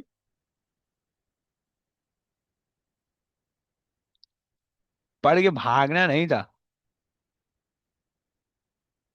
ओके है। एक मिनट वापस रीड कर रही थी क्वेश्चन, एक मिनट फिर क्या पूछा क्या था? अच्छा चलो देखो, बेसिकली वो ये पूछना चाह रहे हैं, इस शेर में शायर कहना ये चाह रहे हैं कि आफ्टर 5 मिली सेकेंड ये जो पी है ये कहाँ पे होगा, सही है। और इन्होंने बता दिया कि at this instant from the mean position P is like 1 millimetre downward, okay. ये इन्होंने बता दिया, राइट। सबसे पहले तो आप निकालो फ्रीक्वेंसी से टाइम पीरियड निकालो, सो 1/250 कर दो, हाउ मच? 0.4444 आ रहा होगा। 4 into 10 to the power minus 3. 4 milli second, very good हो गया। 4 मिली सेकेंड विच मीन कि this particle take 1 millisecond to reach to this point, then again 1 millisecond to reach to the maximum in the opposite direction, then again 1 millisecond, which is a 3 millisecond, to reach to this point, and then 1 millisecond to reach here, right? This is like one full oscillation of this particle p, right? And then अगर तुम आगे repeat करोगे इस oscillation को, then after 4 millisecond it will again take 1 millisecond, which take it to the Zero five होगा ना sir? millisecond and then very good, क्या होगा? जीरो होगा ना पी? हाँ वेरी जीरो गुड, वो वेरी गुड हो गया, वेरी गुड हो गया, परफेक्ट है, सही हो गया। भाई किसी को नहीं समझ में आया तो प्लीज बोलो ये क्वेश्चन, ऑल्दो आसान सा था, बट अगर तुम्हें कॉन्सेप्ट नहीं बनवा इसको तो तुम्हें नहीं समझ में आया होगा। एंड अगर आ गया देन मैं आगे चलने लगा हूँ। ओके आ जाओ भाई, तुमसे कह रहा है कि भाई डिफ्रैक्शन निकाल दो। What is meant by the diffraction? The change in the observed frequency, Doppler's effect होता है. The formation of the nodes and the antinodes, ये superposition होता है. The spreading of the wave around the edge of the obstacle. Okay, that is the correct option. Okay जी, आ जाओ भाई. Imad read कर लोगे जरा next question. In a dark room, a small source of red light illuminates two slits that are 0.7 millimeter apart. A few meters beyond the slits, the light falls on the screen, producing a series of equally spaced bright lines, which changes would cause the distance between the bright lines on the screen to be reduced. I would say down. अच्छा जी. Blue light has a greater wavelength, right? So it will Wait, be. wait. I mean, Blue sorry, light the smaller. lower हाँ, wavelength. yes. So it will be A. It will be A. ऐसा बोल लो. अच्छा जी. Change the source of to blue light. Okay, reduce करना है. Okay. X is equals to lambda D over A.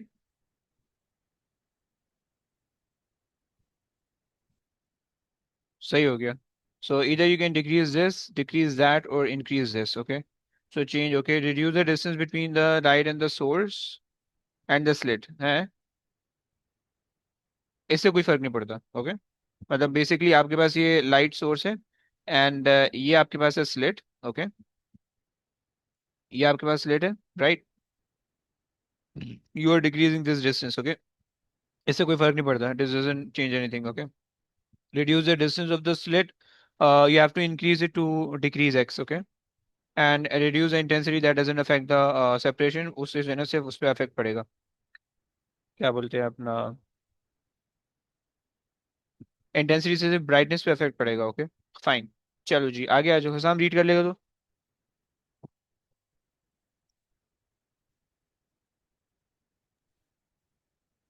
हाँ भाई इतना time लगाएगा तो जिंदगी निकल जाएगी. कजन पीछे शोर होगा, आप करवा. चमाड़ मार दो गदन को उठ के. अच्छा जी. ओके. So तुमसे कह रहे हैं so the light of the wavelength is given instead normally in the diffraction gradient the first order maximum is observed at an angle of this much. Okay. What is the angle between the first and the second order maxima? Okay, fine. So तुम्हें पता है कि n lambda equals to d sine theta. Okay. So you first have to find the second order maxima. Okay. So you have okay. I'm using the equation and I'm putting it the first order. The wavelength is 5.3 exponent -7. Okay. And divided by sine 15.4. Okay.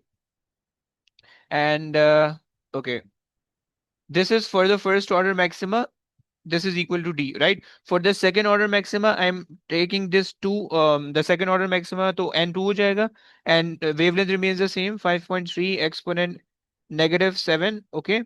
And the angle is unknown. Okay. So sine theta is unknown, right? But d remains the same, right? You know that d remains the same. You can equate the two equations. This is for the first order. The first one is for the first order and the second one is for the second order. And you just need to find out the angle. Okay. The d is the same because the experiment is same, right? The side you are not changing anything. सही हो गया. So just equate कर दो दोनों चीजों को.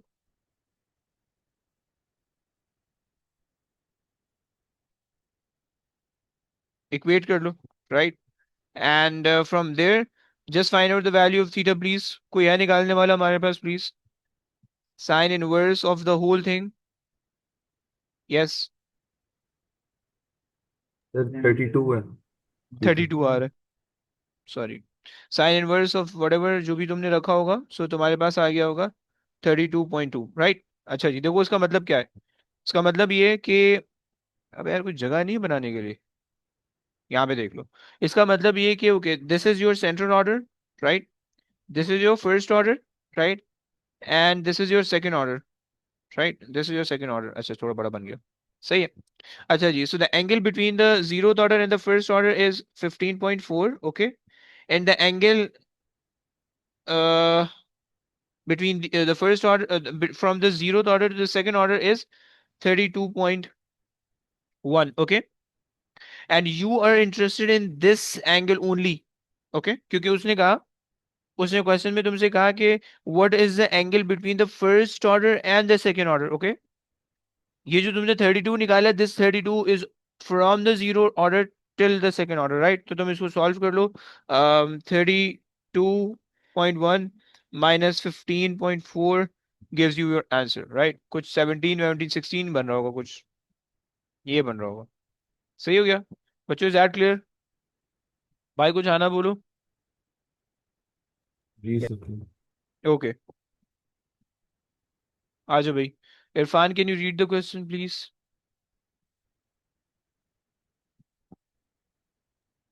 The two resistors R1 and R2 are made from the wire of the same material.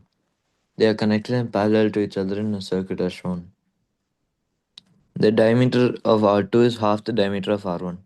The resistance of R2 is 3 times the resistance of R1. What's the value of the ratio average drift speed? Drift speed of electrons in R1 divided by average drift speed of the electrons in R2. बच्चों वो electric field के question है. Okay आ रहे हैं. ये दोनों electric field के ना, सिलेबस में नहीं है. ओके ओके आ जाओ. So for that, Irfan, which formula you use? I is equal to NAVQ. Okay, so I make I over N A Q the subject, and V is something that we are interested in. Okay.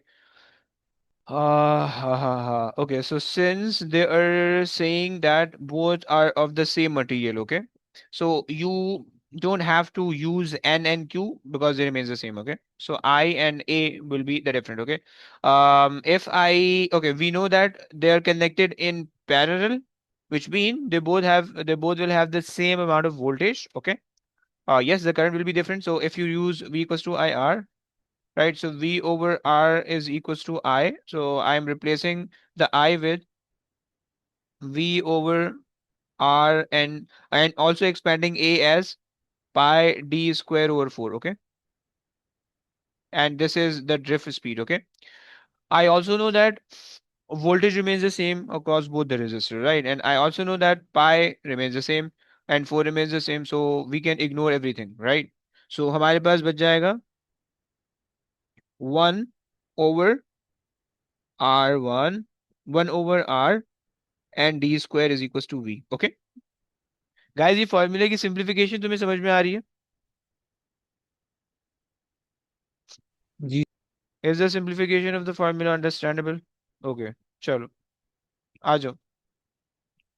अब अगर आ रही है, now we can say that v1 r1 d1 squared should be equal to v2 r2 d2 squared, right? अच्छा जी, can you explain the pi d squared? Bro, area को मैंने वो किया ना. We know that area is basically pi r square, right? So you can replace r with diameter, so d divided by 2. So you can also write that radius in term of diameter as diameter divided by 2, right? And whole square. So if you expand it, so you'll end up getting pi d squared over 4. समझ रहा भाई? Please बोल यार. अच्छा जी, खैर. तो ये मेरे पास आ गया नाउ. ओके, चलो भाई बना लेते, सब्जेक्ट बना लेते. So I want v1 over v2 is equals to r2 d2 squared over r1 d1 squared. Right now, let's just put in the values. Okay, so r2 is half the diameter of r1. Okay, and r2 is 3 times the resistance of r1. Okay, so चलो यहाँ पे value substitute कर रहे हैं और फिर इसको solve कर लेते हैं. सही है. सो अब हमारे पास जो है R2 is 3 times the R1. So if this is R1, okay, so this would be 3 times R1, right? एक चीज हो गई. The second thing is,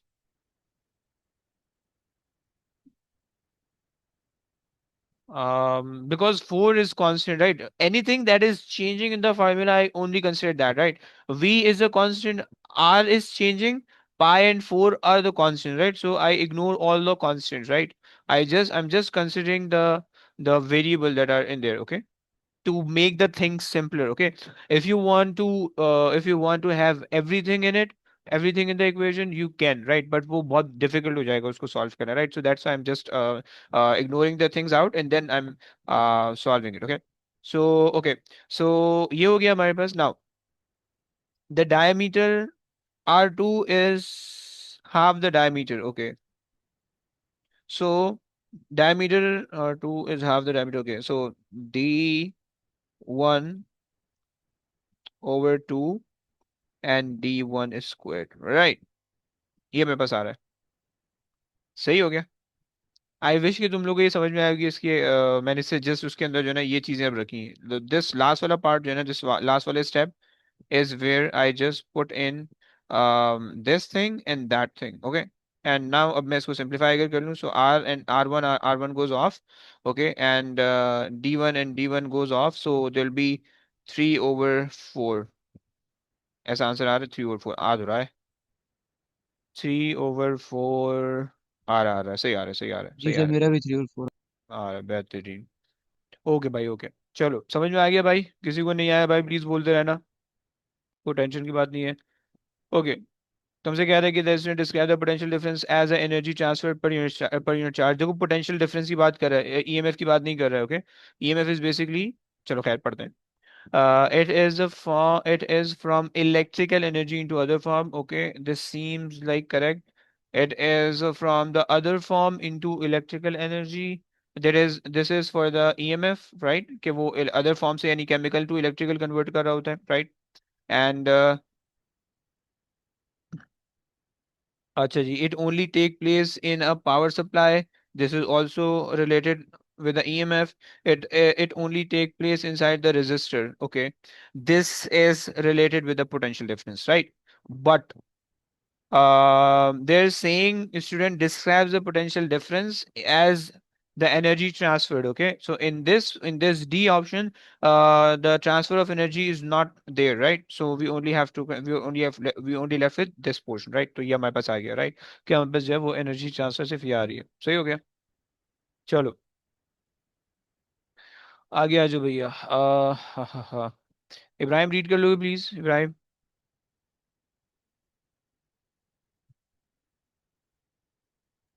A metal cube has a resistance of 4 ohms between opposite force faces.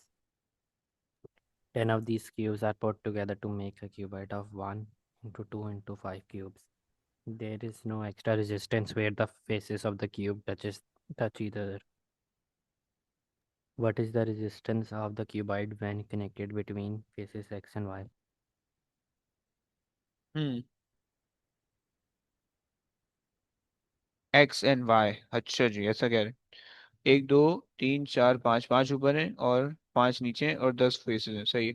4 4 4 4 4 4 4 4 4. सही है. 1 2 3 4 5. 5 4 is 20. ये हो गया 20.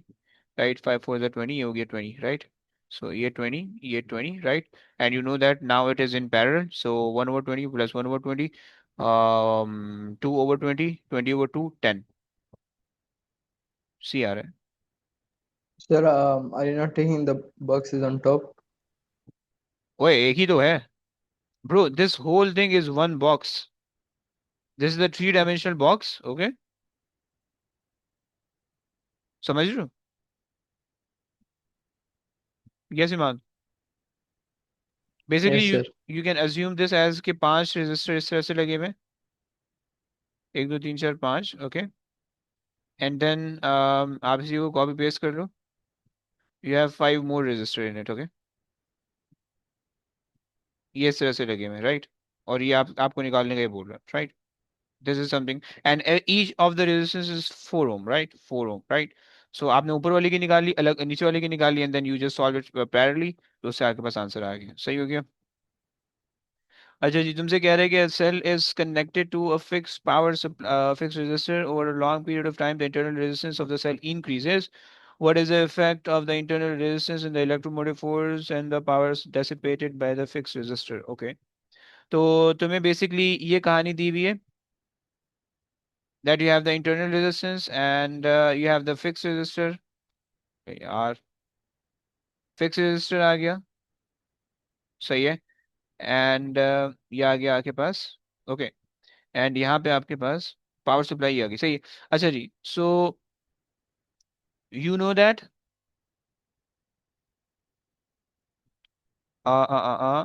अच्छा, so as over long period of time, sir can you explain, अच्छा आ रहा हूँ, over the long period of time आपके पास जो ईएमएफ है, EMF remains the same, right, EMF पे कोई फर्क नहीं पड़ता, सही है, EMF remains the same, right, but internal resistance की वजह से there will be lot of power dissipation inside the battery, right? So inside the battery there will be a power loss, right? And inside the battery the loss voltage would be greater. So outside the battery for the resistor, for the fixed resistor, there will be less power or less energy available, okay? And the power dissipated by the fixed resistor, right? So power dissipated by the fixed resistor will start decreasing, right? Because loss voltage increases, okay, which decrease the terminal potential difference, and hence the power dissipation across it decreases too, okay. So no change and decreases, सी हो गया, सही हो गया। चलो bro और भाई, जिसके अंदर बस सिर्फ ये है कि you just need to consider this one block as one resistor, okay, and you have as many blocks, you just make it into the resistor. I just convert it into the resistor, ये आ गया, so ये आ गया, ये आ गया, and then ये आ गया, and then ये आ गया, right? So I just convert all of them into resistors, right? And इसी similarly मैंने नीचे वालों को भी resistors से convert कर दिया, right? But since ये parallel combination के अंदर connected है, so that's why I just take this as a parallel combination, समझ रहे हो भाई? चलो, ओए होए टाइट हो गया, मुबीन रीड तो कर इससे लेगा। ओवरऑल समझ नहीं आया, 36 समझा सकते हैं एक बार और? क्या चीज भाई? 36 समझ नहीं आ रही, वाई नो चेंज और डिक्रीज? अच्छा, ईएमएफ चेंज नहीं हो रही, ये समझ में आता है, जी ये समझ आ गया। ये समझ में आता है, चलो। अच्छा, उसने उसने क्वेश्चन के अंदर ये लिख के दिया हुआ है कि इंटरनल रेजिस्टेंस इंक्रीज हो रही है, राइट, ये भी समझ में आता है। जी समझ आता है। V equals to I R का अगर फॉर्मूला लगाओ, सही है, अगर आप रेजिस्टेंस इंक्रीज कर रहे हो, करंट तो सेम है, सही है, तो आपके ऊपर जो है वो वोल्टेज क्या हो जाएगा, लॉस वोल्टेज डिक्रीज। इंक्रीज हो जाएगा। तो यहाँ पे जो वोल्टेज लॉस हो रहा होगा वो इंक्रीज हो जाएगा, सही है, तो यहाँ पे जो वोल्टेज होगा वो क्या होगा, ओ डिक्रीज होगा, सही जब है, वो ओके। डिक्रीज हो जाएगा तो रेजिस्टेंस तो फिक्स है, तो आपके पास जो है वो पावर डिसिपेशन भी डिक्रीज हो जाएगी, समझ गया।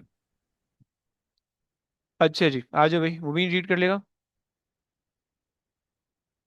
Four identical resistors are connected in a circuit as shown. The battery has negligible internal resistance and an EMF of 30 volts. What is the potential difference between 2 points X and Y? Okay, अच्छा अगर मैं इसको इंसान बना लूं तो sir इसमें हम वो सारे रेजिस्टेंस की कोई भी मतलब वैल्यू अज्यूम कर सकते हैं ना खुद से। है ऐसा कर रहे हो, चलो ऐसा कर लो। जी। मैं अगर इसको इंसान बना लूं, तो मैंने इसको इंसान बना लिया, सही हो गया, मैंने दो रजिस्टर दिया हुआ था। अच्छा भाई का इतनी जल्दी आंसर भी आ गया, वाह भैया, उस्ताद चल लो तुम तो, आ जाओ छोटे लग जाओ मेरे पास। अच्छा जी, रुक तो जावे, समझाने तो दे। अच्छा जी, सो बेसिकली मेरे पास जो पैरेलल कॉम्बिनेशन था, अगर मैं उसको इस तरह से कन्वर्ट कर लूँ, पैरेलल को एक एक बना लूँ, तो मेरे पास ये हो जाएगा R/2, राइट, ये बात तुम्हें पता है, राइट, क्योंकि 1/R plus 1/R, right, 2/R and reciprocal करोगे सो R/2 आ जाएगा, right, is equal to 1/R, ये बेसिकली ये वाला कॉम्बिनेशन था, सही है। मैं इसको जो है ना, मैं इसको जो है वो ये बना रहा हूँ, मैंने इसको ये बना लिया, so this become R/2, R/2, right. अच्छा जनाब, चलो ये हो गया, and this is R okay, so अब तुम कर लो, सॉल्व कर लो, उन्होंने कहा कि एक्स वाई के लिए निकाल दो, सही है, सो तुम फॉर्मूला लगा लो, V out equals to R, जिसके भी अक्रॉस काम करो, हम we are working across X Y, right, divided by the total resistance, right, the total resistance, total, right, into V in, सही हो गया। अच्छा जी, सो आर एक्स वाई की हमारे पास आ रही है 2R, right, divided by the total resistance is 2R plus R/2, सही है, इनटू 30, राइट, सॉल्व कर लो भाई, 2 to the 4 +1 5, 5/2 2.5, सही है, so 2R divided by 2.5 R is equal multiply पे कितना हो रहा है, 24 बोल रहे हैं बच्चे, ऐसा कुछ 24 आ। ट्वेंटी जी फोर सर, आ रहा है, 24 24 आ रहा है, चलो मान लिया सही हो गया ना, 37 हो गया। चलो जी आगे आ जाओ, अरे भैया हैवी क्वेश्चन आ गया। अच्छा जी, रुबायत के घर में तो गेस्ट आए हुए हैं, नहीं नहीं रेयान करेगा, रेयान से रीड कर लो।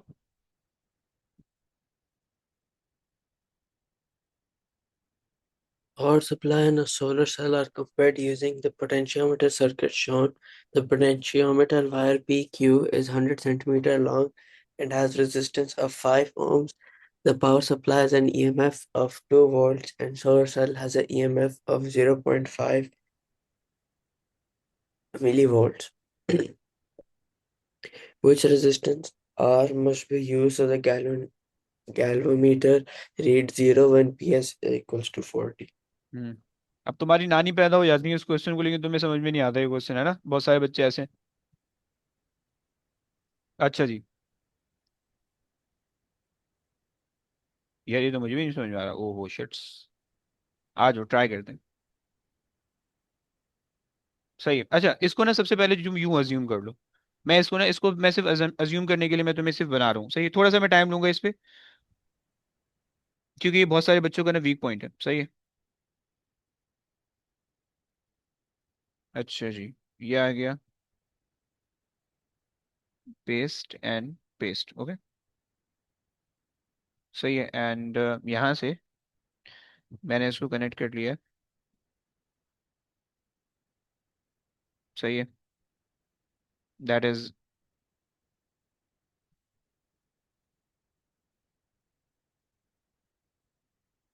अबे बदतमीजी कर रहा है अच्छा ओके, 2 वोल्ट्स आ गए, 2 वोल्ट्स ओके। अच्छा एंड अच्छा, ये समझ लो, this is point P, this is P, okay, this is S, this is S, okay, and this is Q, okay, and this is R, okay सही हो गया। मैंने आर को ना मोड़ के यही ले आया हूं मैं, ओके। अच्छा नाउ एक सेकेंड, इन्होंने हमें बताया हुआ है the wire, the potentiometer wire P Q is 100 centimetre, okay, ये हमारे पास 100 सेंटीमीटर पोटेंशियोमीटर भी तुम जैसे करके आ रहे हो एग्जाम के अंदर, ओके, कैसे किए तो अल्लाह जानता है और तुम्हें पता है, ओके। एंड हैज अच्छा देखो, 100 सेंटीमीटर के अक्रॉस 5 ओम रेजिस्टर है, ओके ओके। सो आपको बताया कि भाई at 100 centimetre you have 5 ohm resistance, okay, 5 ohm resistance, right. अच्छा जी, अब आपके पास होना क्या चाहिए, the solar cell has a EMF this, अच्छा गैल्वेनोमीटर रीड जीरो, सही है, which resistance of R must be use so that the galvanometer read zero when, okay, इन्होंने बता दिया 40 सेंटीमीटर, ये आ गया, सही है, 40 सेंटीमीटर पे अगर हम क्रॉस मल्टीप्लाई कर लें, राइट, तुम्हें पता है कि रेजिस्टेंस और वो डायरेक्टली प्रोपोर्शनल होता है लेंथ, राइट, क्रॉस मल्टीप्लाई कर लो, सो तुम्हारे पास क्या आ जाएगा, 40 centimetre into 50 divided by 100, okay, 5 4 20 divide by 10, 2 आ जाएगा, सही है, 2 ओम्स की रेजिस्टेंस आ जाएगी, सही हो गया। पी एस की जो रेजिस्टेंस है वो 2 ओम्स हमने निकाल ली, पी एस की जो रेजिस्टेंस है वो हमने 2 ओम्स निकाल ली, ओके, पी एस की जो रेजिस्टेंस है वो हमने 2 ओम निकाल, भाई समझ में नहीं आ रहा प्लीज बोलना, ओके, पी एस की जो Okay, रेजिस्टेंस sir. है वो हमने 2 ओम्स निकाल ली है, ओके। अच्छा जी, रिमेनिंग जो रेजिस्टेंस है 5 ओम में से पी एस की रेजिस्टेंस आ गई 2 ओम, राइट, एंड जो टोटल रेजिस्टेंस थी पी से क्यू तक की दैट वाज 5, सही है, सो 2 यहाँ निकल गई, 3 यहाँ बच जाएगी, राइट, ये आ गई। We don't know the resistance of R, okay fine, कोई मसला नहीं है। अब हमारे पास जो है, उसने कहा कि गैल्वेनोमीटर का हमारे पास वोल्टेज है 5 मिली वोल्ट, ओके, उन्होंने यहाँ पे लेट से हमें दिया हुआ है, हमें वोल्ट मीटर, मैं इसको लगा रहा हूँ, ओके, मैं यहाँ पे वोल्ट मीटर लगा रहा हूँ, ओके, इंस्टेड ऑफ ये लगाने के मैं वोल्ट मीटर लगा रहा हूँ, सही है। सो मेरे पास यहाँ पे वोल्ट मीटर दे रहा है मुझे 5 millivolt, okay, output voltage मेरे पास इसके क्रॉस आ रहा है 5 मिली वोल्ट, ओके। सो अगर मैं फॉर्मूला लगा लूँ, V out is equal to, P S के क्रॉस में काम कर रहा था, पी एस के क्रॉस में काम कर रहा था, सही है, divided by total resistance which is P S plus S Q, okay, plus R, okay, times it by input voltage, okay, times it by input voltage V in, okay. अच्छा जनाब, अब मेरे पास जो है पी एस जो है that is 2, okay, divided by 2 plus 3 plus R जिसके अंदर हम इंटरेस्टेड है टाइम्स 2 वी आउटपुट है मेरे पास 5 millivolt 5 exponent negative 3। Solve कर लो भाई। सो 2 टाइम्स 2 4 हो सर वी जाएगा। एन जी भाई, वी एन आपके पास 2 किधर से है? अबे दे तो रखा है। अच्छा क्या नहीं सर वो समझा, जो नहीं समझा। नीचे सप्लाई है तो उसका सर नहीं ये हम, समझ क्या क्या चीज? वो जो नीचे उन्होंने 5 मिली वोल्ट्स के दिया हुआ है तो वो नहीं हम वीएन कंसिडर करेंगे। अच्छा रुको, बता रहा हूँ। मुझे तुम लोग, मुझे ये बात समझ में आ रही है कि तुम लोग को ये नहीं, कि तुम लोग को ये नहीं पता चल रहा कि हमने जो है वो किस तरीके से, हमने जो है कौन सी चीज को किस तरह से इंटरप्रेट करना है, ऐसे ही। ये चीज तुम्हें नहीं समझ में आ रही, ओके फाइन, रुक जाओ, पहले ये सॉल्व कर लो, पहले ये सॉल्व करे तो उसको बताता हूँ किस चीज को मैं किस तरह से इंटरप्रेट करूँ, ये तुम्हें नहीं समझ में आ रहा, मैं बताने लगा हूँ। Okay fine, you can leave. अच्छा, पहले तो इसको सॉल्व कर लो प्लीज। सो ये हो जाएगा 2 to the 4 divided by 5 exponent negative 3, right, is equals to 5 R. सही, 5 plus R, 5 plus R, right. अच्छा जनाब, सो ये ले आओ इसको तुम। अच्छा जी, 450.8 and you have I think 80 बन जाएगा, 85। नहीं, 795 और 795, 790 यार 5 आ रहा है, ए आर सही है। एक सेकंड चेक भी कर लें, 38 38 38 38 38 कहाँ है, 38 ये रहा, 38 का सी बन रहा है मेरे पास, 795 ओके बन रहा है, सही है, सही हो गया। अच्छा, नेगेटिव सी तो लिए भाई, नेगेटिव थ्री है ब्रो, नेगेटिव थ्री है। अच्छा सुन लो, देखो देखो तुम्हारी जिंदगी आसान करने लगा हूँ, सुन लो। देखो सीन ये है, जब भी तुम्हारे पास जो है ना ये इस तरह से तुम्हें गैल्वेनोमीटर देगा, सही है, जब भी तुम्हें ये गैल्वेनोमीटर अगर दे रहा है ना, सुन रहे हो भाई, सुन रहे हो यूसुफ, तुम्हें समझ में नहीं आ रहा होता, तुम रो रहे हो तो अक्सर इसी क्वेश्चन पे। यूसुफ जिंदा बैठे हो? जी सर, जिंदा बैठे है हैं। ओके ओके, बस बैठ गया। अच्छा, अब देखो सीन ये है कि तुम्हें जब भी इस तरह की ये चीज दी हुई है ना, तुम इसको अज्यूम कर लो वोल्टमीटर। ओके, ये जो तुम्हें सेल और ये गैल्वेनोमीटर दिया हुआ है, तुम इसको अज्यूम कर लो वोल्टमीटर। और यहाँ पे जो भी वोल्टेज आ रहा है ना, यहाँ पे जो भी वोल्टेज आ रहा है, सही है, उसको तुम वोल्टमीटर की वैल्यू कंसिडर कर लो। ओके, क्या ये बात समझ में आ रही है भाई? क्या ये बात समझ में आ रही है? हाँ ना बोलो प्लीज। सही जी है, सर। तो मैंने इस पूरी चीज को रिप्लेस कर दिया वोल्टमीटर से, राइट, और इसमें मेरे पास आ गया 5 मिली वोल्ट। ओके, ये मेरे पास बदस्तूर पावर सप्लाई है, right, I am not changing that, same है, क्लियर। अच्छा, I have three things in this case, I have three thing. एक तो वो चीज है कि इन्होंने एक एडिशनल आर दिया हुआ है, राइट, मैंने उसको यहाँ पे कंसिडर कर लिया।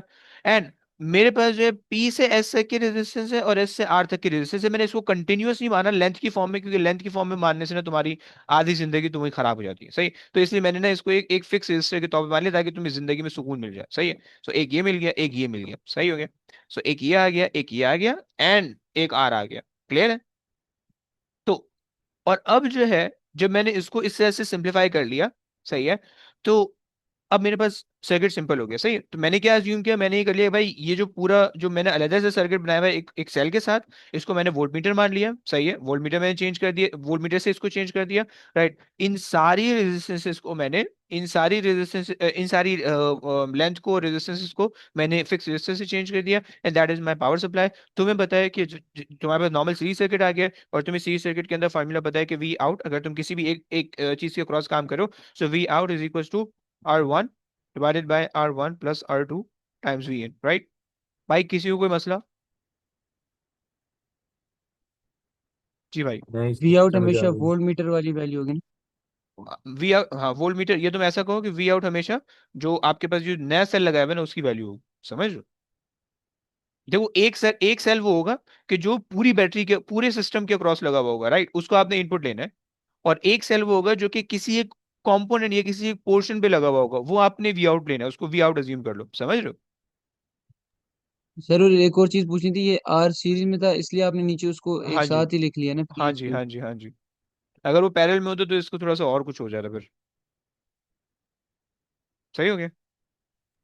ओके सर, समझ अल्लाह अकबर। अच्छा जी, आ जाओ भाई। The table contain the data for the four different nuclei, nucleus P Q R S, number of neutron, number of nucleon. बदतमीजी कर रहे हैं, देखो पूछ लेंगे आइसोटोप कौन से। अच्छा जी, प्रोटॉन निकाल दो भाई। यहाँ से प्रोटॉन आ रहे हैं 5, तुम्हें पता है कि प्रोटॉन सेम होने चाहिए।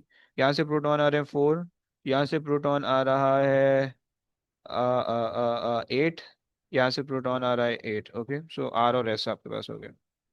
सही हो गया ना? Sir, you don't add to find the proton numbers? आए वही सब्ट्रैक्ट करेगा ना, nucleon and the neutrons are given. समझ रहा है? सही है ना? अच्छा जी। So which particle is a fundamental particle? आपको पता है कि alpha particle no, electron neutron नहीं है, प्रोटॉन वो सारे जो है ना वो है हाइड्रॉन के अंदर। चलो सही हो गया। चलो ये क्वेश्चन, ये पेपर निपट गया भाई। जरा ये होमवर्क सुन लो, उसके बाद निकलना। सही, November 13 हमने कर लिया है।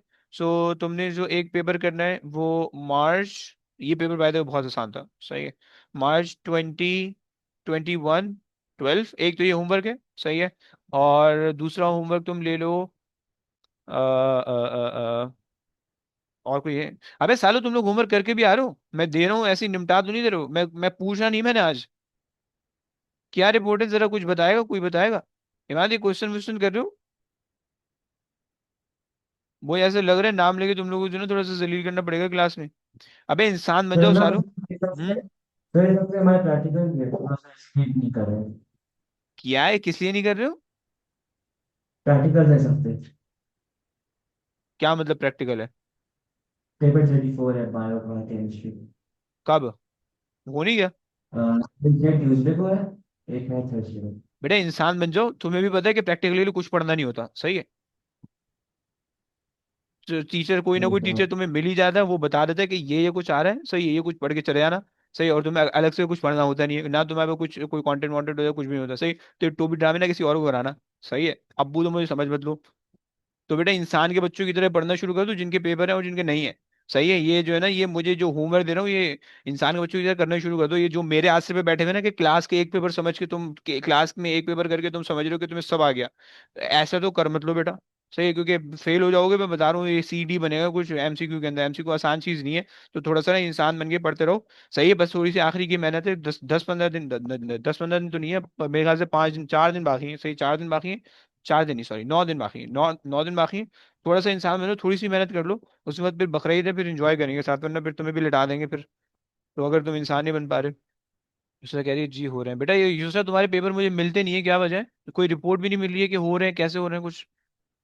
और ये जो जो तुम लोग कर रहे हो छुप छुप के, भाई मुझे थोड़ा सा बता दो कि अच्छा ये हो रहा है, ऐसा हो रहा है। तो समझ रहे हो ना? तो एक ये बस अभी अभी के लिए, आज के लिए मैं ये एक पेपर दे रहा हूँ। सो ये March 20, 21, 20, ये, और बल्कि एक और ले लो, March 2018, 2018, 12। ये दो पेपर करके आना, ये दो पेपर करके आना। सही है, ये दो पेपर कर लो। सही है। और आपको भी भेजने, अबे मतलब अच्छा जी। भाई मतलब बंदा बता देता है कि सर ये वाले पेपर हो गए, ये हो गए, अच्छा ऐसा है। तो चलो फाइन, अगर कर रहे हो देन फाइन, लेकिन भाई एटलीस्ट अगर तुम्हारा जिंदगी में कोई काम नहीं है फिजिक्स के अलावा, तो भाई प्लीज ये कर लो। सही है, दो दो पेपर करो, और अगर जिंदगी में कोई और काम है तो भी करो। सही है, होशियारी करने की जरूरत नहीं है। सही है, दोनों कंडीशन में करना है। हाँ जी, बात बोलो, Sir, क्या बोल can रहे you show question 39? हो? अबे 39 सिंपल सा है भाई, क्या करेगा करे। Sir, to find protons, you have to add them, right? हैं? अच्छा ऐसा करते हैं। अबे केमिस्ट्री मैं भूल गया हूँ पढ़ा पढ़ा के, लेकिन तुम लोग तो साले अभी पेपर दे रहे हो, क्यों? न्यूक्लियॉन है ना? भाई देखना, न्यूक्लियॉन, इन्होंने न्यूक्लियॉन नंबर दिया हुआ है। सही है, और इन्होंने न्यूट्रॉन दिए हुए हैं, right? So neutron plus proton gives you the nucleon, right? So to find the proton you have to do nucleon minus proton. समझ रहे हो, नहीं समझो? Yeah, I मैं, कोई नहीं subtracted. समझा, कोई नहीं समझे, झूठ बोल रहा है ना? Sir, but you find protons with nuclear number minus the अबे neutrons, right? एक सेकंड, एक सेकंड, वेट वेट वेट। ये आ गया जेड, और आपके पास जो होता है nucleon is basically proton plus neutron, right? ऐसे ही होता है। दिस इज द फॉर्मूला भाई, ऐसे ही केमिस्ट्री वाले। मैं, तुम केमिस्ट्री पढ़ लो, मैं तुम मुझसे G, ज्यादा जानते हो, है ना? G अच्छा sir, जी। yes. सो प्रोटॉन को अगर तुम सब्जेक्ट बना रहे हो, सही है, so nucleon number minus neutron number, क्या मसला है इसमें भाई? बस ये कर रहे हैं। न्यूट्रॉन प्लस प्रोटॉन करते हैं न्यूक्लियॉन निकल आता है, लेकिन प्रोटॉन के लिए न्यूक्लियॉन माइनस न्यूट्रॉन करते हैं तो वो आ जाते हैं, समझ रहे हैं ना? जी चलो, सर। ये भाई आज की दो पेपर है भाई, ये आज कर लो। सही है, ये होमवर्क है कल की क्लास से पहले पहले का। सही है, ये आज कर लो। अगर तुम्हारी जिंदगी में कोई काम नहीं बचा हुआ तो भाई ये दो दो पेपर कर लो, अगर जिंदगी में कोई काम है तो भी दो दो पेपर कर लो। सही है, और अगर एक ही सब्जेक्ट बचा है तो तीन चार करना शुरू कर दो। सही है, ताकि थोड़ा सा फायदा हो जाए। सर 1.25 घंटे से ऊपर लग जाते करने में, अच्छा तो फिर? तो टाइम नहीं, और मतलब। अरे तुम क्या करो, तुम्हारी शादी हुई हुई है? नहीं तुम्हारे नहीं। बिजनेस है, बिजनेस? जी बिजनेस है। बिजनेस है? तुम्हारा है, तुम्हारे अब्बा का नहीं है है? बिजनेस भी नहीं। अबे, नहीं नहीं नहीं है, मेरा नहीं। अबे तो फिर भाई तुम भी मेरी तरह वेले हो। सही है, मेरा भी कोई काम नहीं है घर में, मुझे भी कोई नहीं पूछता, तुम्हें भी नहीं पूछता होगा। I think so. सही है। जी। तो भाई जब बिल्कुल बिल्कुल। अस मोमेंट है तो भाई पढ़ लो, थोड़ा सा पढ़ लो ना भाई। सर आपकी केमिस्ट्री नहीं है ना, मेरी केमिस्ट्री है। अच्छा ऐसा है। अच्छा तुम, मैं ज्यादा वेलो हूँ? ओहो यार, ये तो बेइज्जती हो गई मेरी। अच्छा अबे तो भाई केमिस्ट्री का कितना कर लो तो जवाब भाई कितना करा देते हैं भाई, कितनी कितनी कोई जान मार लेते हैं? जो आज वो सर कल आजकल से नहीं करवा करेंगे। रहे, वो तो कल से शुरू करवा, उन्होंने अभी शुरू ही नहीं करवा। अबे झूठ बोल रहा है। अबे तो फिर किस चीज की टोपी दे रहे हो बे तुम? तो सर खुद से तो करते ही हैं ना। तो भाई फिजिक्स में क्या मौत पड़ी हुई है तुम्हें कि फिजिक्स खुद से नहीं करो? भाई दो पेपर एटलीस्ट अगर कर लोगे, दिन के 2 घंटे तुम्हारे जा रहे हैं। सही है, चलो 3 घंटे लगा लो। सही है, और भाई ये जब करोगे तो ही एफिशिएंसी आएगी ना। ये तो मैं करा रहा हूँ तो मेरा फायदा हो रहा है। मैं तो भी इस से करवा रहा हूँ कि अगले साल वालों को जो है ना दोबारा से भी वो पढ़ानी है, मई जून वालों को, अक्टूबर नवंबर वालों को फिजिक्स पढ़ानी है। तो उससे मेरा थोड़ा सा रिवाइज हो रहा है। सही है, तो लेकिन इससे तुम्हें थोड़ी कोई फायदा हो रहा है। तुम्हें फायदा होने के लिए तुम्हें खुद करना पड़ेगा। समझ रहे हो? जी सर ठीक हो गया। तो भाई इंसान बन जाओ थोड़ा सा जल्दी जल्दी, अब जो है ना जो पहले थे वैसे ही बन जाओ। और थोड़े थोड़े पेपर करने शुरू कर दो ताकि जो है ना ये फेलियर वेलियर से बच जाओ, और ये बीसी वीसी नहीं चाहिए हमें। सही है, अच्छा अच्छा बड़ा ग्रेड आ जाएगा तो अच्छी बात हो जाएगी। समझ रहे हो ना? तो चलो बस ये होमवर्क दिया, इसको नोट कर लो प्लीज। अब इंशाल्लाह कल मिलते हैं। कल कल बेटा मैं पूछूंगा, बता रहा हूँ, मुझे नहीं मिलेगा मैं जलील करूंगा क्लास में बैठा के, पहले बैठा के जलील करूंगा, उसके बाद वो करूंगा। सही है, तो बस ये है। चलो। सर चलो और बस। ये टाइमिंग थोड़ी चेंज करने में बहुत ही वो है। आए, अबे साला तुम लोग को किसी में वो नहीं है। मैंने रात में रखी, तुम्हें रात में मसला है। मैंने दिन में रखी, तुम्हें दिन में मसला है। अब मैं कहाँ लेके जाऊं? देखो हम रह रहे हैं जमीन में, सूरज निकलता है सर हमारे हिसाब ये से। नहीं, हम्म। दुबई के टाइम से बहुत गलत अबे तुम्हारे स्कूल जा रहे हो तुम? है सर। वो बात नहीं, बाहर सारे खाना खा रहे होते हैं, दावत होती है, ये होता है, हम लोग अंदर क्लास में होते हैं। आए, वो दावत होती है क्लास में दोपहर फोकस में? भी नहीं कौन की सी जाती। दावत होती है? सर क्या हो गया, दिन की दावत दिन की दावत तो भाई पाकिस्तान में होती है, सिर्फ बाहर तो नहीं होती होंगी यार। होती है सर, होती यार नहीं, झूठ बोल रहा है, देख झूठ बोल रहा है है। अब। अच्छा ऐसा? सीरियस। ऐसा? जी देख लो। सर। तुम भी आ रहे हो बेटा, तुम अच्छा जी। तो पूछ ले भाई, सर, इधर जो भी। अच्छा, अबे जो मतलब कि रोजाना दावत हो रही है, तुम रोजाना तुम वो बने हो, जहन्नम तुम्हारा भर नहीं रहा है? नहीं सर, वो पाकिस्तान से आए हुए ना कजन लोग सारे, तो समझे यही होता है तकरीबन डेली। अबे तो रात में बैठक होती है, बंदा पूरी रात जागता है भाई। नहीं ऐसा नहीं हो रहा? अच्छा तो कजन आए हुए तो हम लोग पढ़ भी नहीं रहे हो? भाई कजन को भी लेके आओ, कल से एक एक मोबाइल पकड़ा दो, बोलो ज्वाइन कर लें क्लास। ये जो है ना पढ़ने नहीं दे ठीक रहे हो। तुम लोग। तो अबे मैं अभी यहाँ से कहीं लेके नहीं जा सकता ना भाई। एक एमसीक्यू की क्लास है ओ लेवल्स की, एक तुम लोग की क्लास है। सही है, मैंने पूरा टाइम टेबल बना के तुम लोग को भेजा हुआ है। सही है, तुम अपने सामने लगा लो कि भाई उनसे बोलो भाई इस टाइम पे नहीं आना, इस टाइम पे तुम लोग सो जाना, बाकी के टाइम तुम्हें जो करना है जिंदगी में वो करते रहना। सही है, तो ये कर लो भाई, कुछ इस तरह से स्टार्टिंग कर लो, उनके साथ बना लो। सही, अब वैसे भी 10 दिन बचे हैं। सही है, कौन से मैं कोई पूरा साल की रूटीन होने वाली है या पूरे महीने की होने वाली है? तुम्हारे कजन में कितने दिनों के लिए आए, 2-4 दिनों के लिए आएंगे? नहीं, 2 हफ्ते के लिए। अबे 15। 2 हफ्ते के लिए ना, बस फिर तो एंजॉय करना है, ईद एंजॉय करना है। ईद पाकिस्तान में नहीं गुजरी तुम लोग की? नहीं सर सर, ईद ईद से के एक बाद दिन जाने पहले तो पाकिस्तान। पेपर है। अबे लो, मिस हो गई यार, ये तो तुम लोग की ईद मिस हो गई यार। क्या ही मजा है तुम लोग की जिंदगी में यार। छोड़ो, फिर तुम क्या ही इंजॉय कर लोगे अपने दोस्तों यारों के साथ, जब तुमने ईद पे ही इंजॉय नहीं किया। तो क्या तुम क्लास आगे पीछे करने का बोल लो? नर्क तो जिंदगी सर चल इधर रहा की है ईद तुम। ही बहुत ही बेकार ईद है दुबई। ये तो मुझे पता है भैया। असल में भाई यहाँ पे तो भाई ईद की सेटिंग शुरू हो चुकी है अभी। मैंने दिन में क्लास रखी इसलिए रात में मंडी जाना है। अब मैं रात में क्लास रखूंगा तो फिर मंडी कौन लेके जाएगा? तो ये चक्कर है। तो खैर इंजॉय करो तुम लोग, अब तुम लोग का कुछ नहीं हो सकता भाई। पाकिस्तान, अगर तुम पाकिस्तान आए तो शायद तुम्हारा वैलिड रीजन होता है कि यार हमें मंडी जाना है, या तुम्हारा वैलिड रीजन होता है कि यार हमें गाय को चारा डालना है। अब देखो ये सारे वैलिड रीजन है, ओके। तो लेकिन तुम वहां पे दे नहीं सकते। वहां पे तुमने कोई कट्टा गली के बाहर तो बांधा हुआ नहीं होगा, सही है, वो तुम्हें भी उठा के ले जाएंगे, तुम्हारे कट्टे को भी ले जाएंगे। सही है, तो इसीलिए टेंशन नहीं लो बेटा, पढ़ते रहो, कोई मसला नहीं है। सही है, मेरी मेरी तो सेटिंग हो गई ना रात की। तो ये चक्कर है, बस सही है, एंजॉय करो ये पेपर करके आना कल, कल के कल फिर इंशाल्लाह जो है ना, बस देखते हैं, कुछ दिन और चलेगी क्लास, फिर उसके बाद वैसे ही खत्म होने लगी है। तो चलो चलो चलो, बस करते हैं अब, इंशाल्लाह कल मुलाकात होती है, सही है। चलें जी। ओके भैया, टेक केयर बच्चों, अल्लाह हाफिज़। अल्लाह हाफिज सर। अल्लाह हाफिज़ भाई। अल्लाह हाफिज़। अल्लाह हाफिज। अल्लाह हाफिज़।